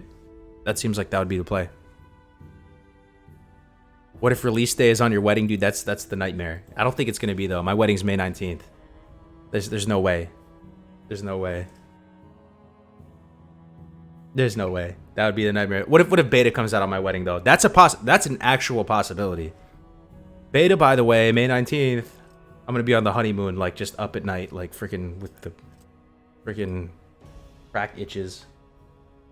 Scorch has a very good DPM, but the DPS is damn low. But what if you were to go Fire and friend, you were to just spam Scorch? Would it be better than Fireball? In terms of, maybe it'd do a little bit less DPS, but would your mana be in a better spot after the fight? Probably, right? Leveling is Fire, probably, but Spell Power gives that Fireball full benefits. Oh, true. The range, too. Isn't the range bigger on Fireball? So you probably pull with Fireball. And the little dot. Might as well just wand, so it costs no mana for pretty much the same DPS. Oh, interesting. Okay. Bro, get your fiance hooked on WoW, man. I don't think that's a possibility. One thing I will say, though, it's a little bit on a tangent, but what would you guys want your wifey or hubby or whatever, like, would you want them to be like a full poop sock gamer like you? Not to say that you're all full poop sock gamers, but I feel like maybe that's not the play though. I don't know, like, that'd be kind of too much, man. Like, maybe not. Maybe it'd be awesome. I don't know. Or yes, no, yes. Like, we're talking like full poop sock. Like, you turn around, you're like, honey, you want to get dinner? And she's like, shut the fuck up. I'm raiding right now. Like, you know, like, I don't know. Like, it'd be the responsibility equilibrium would be thrown way out of balance. Like, I think a lot of people want, like, the gamer grill. They want the gamer grill, but maybe in reality, you need a little bit of a balance. I don't know. Maybe I'm crazy. My wife is all into WoW Classic. Yes, my husband plans to night fish IRL while I play Classic. Oh, okay, cool. Oh, we got another Twitch Prime sub. Who did it? I heard it. Solup subscribed with Twitch Prime. My friend, welcome to the channel. You are a legend. Nah, Def Camp said it best. Someone has to be responsible and take care of us poop sockers. That's so true, man. Someone's got to take care of the poop sockers, dude. You got to be like, Mom, Hot Pockets. Hey, bro, longtime creeper. I met my wife on WoW. That right on, dude. That's awesome. And it's working good. Like, that's, dude, more power to you. More power to you, man. First step would get an actual GF. Yes, you can raid each other while actually raiding. I love it, man. That's funny, dude. If your wifey is a poop sucker, who's gonna cook your dinner? Dude, I make the dinner anyway, man. Dude, my girl's half half French and half Vietnamese, and like Vietnamese people can cook, but she doesn't cook, man. So I gotta do the cooking anyway. Could set up a computer in the kitchen though. Yeah. So that's funny, bro. I think that's a dream. You know, it's a dream. Everyone's like, damn, I wish I had like some hardcore gamer grill. Be awesome. But in reality, I don't know if it works out as good. As good.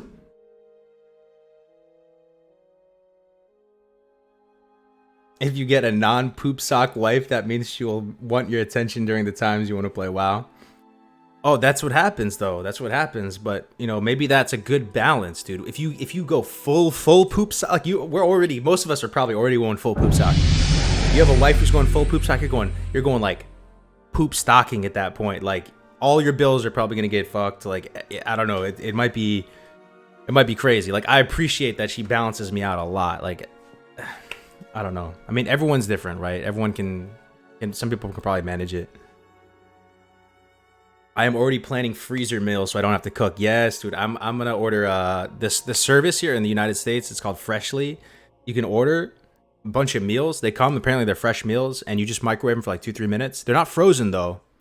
They're not frozen, and they're good, delicious, taste like a chef made it for you. And that's what I'm gonna survive on come Classic. So I can just be back 2-3 minutes on the flight path, come back, wolf down some spaghetti bolognese, or you know, so they have good stuff too. They got like steak and potatoes. Some pho. I love pho. Hell yeah, kill. Hell yeah, my man. I love me some pho. Some egg rolls, some jaya. Did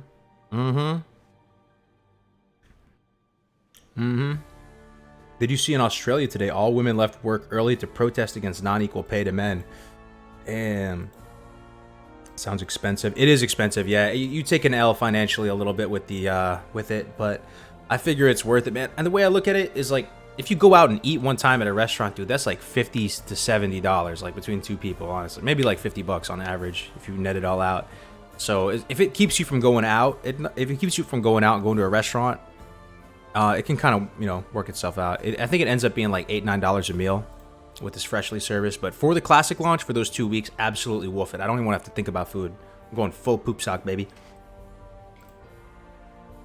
I take Classic with pride and serious desire to PvP to wipe the Horde. Oh my god, we have a filthy, scummy, dirty, bad Alliance player in the house. Blake Watson. See you later, man. No, I'm trolling. How do you eat pho? With some chopsticks, like a real man. Chopsticks, one of those little soup spoons. Put some sriracha in that, dude. Put some the brown sauce. Did they come in a microwavable box? It's like in a little tray thing, you know. It's in a little tray. Yeah. Kargoz, were you in the army? Yeah, I'm in the army right now. I'm in the Army National Guard, Cal Guard, right now.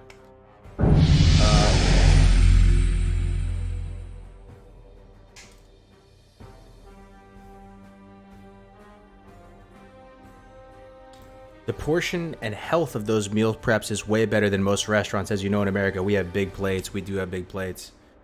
We do. All right, guys. I've been streaming a little bit longer than I usually do. It's about 3 hours and 10 minutes right now. Seems like people are dropping off. I've been, you know, blabbering your ears off for a little while now. Probably going to end the stream here, but I'll be back maybe this weekend. Probably, most likely Monday, though. So we're going to end it, man. And I hope you guys... I'm going to pass you off to Def Camp. You guys know Def Camp. We have good... Actually, no. What am I saying? Sorry. I take it all back. Today's Thursday, not Friday. Tomorrow, Good Morning Azeroth. Don't forget what I said. Good Morning Azeroth tomorrow, 11:30 a.m. That's the best stream of the week. If you guys like, you know, this stream at all, you're going to like the stream tomorrow even better, because we're going to do Good Morning Azeroth tomorrow, and we're going to give away a t-shirt. So put memes in the channel, please. If you like memes, if you like Classic WoW, go to the Discord and put memes in there, and we'll read some of the memes out. It could be homebrew or a meme that you find. We're gonna read it out loud on stream, and then we're gonna give out some cool Classic WoW t-shirts. So go to the Discord, put that in there, guys. I will see you mañana. Take it easy. Have a good one.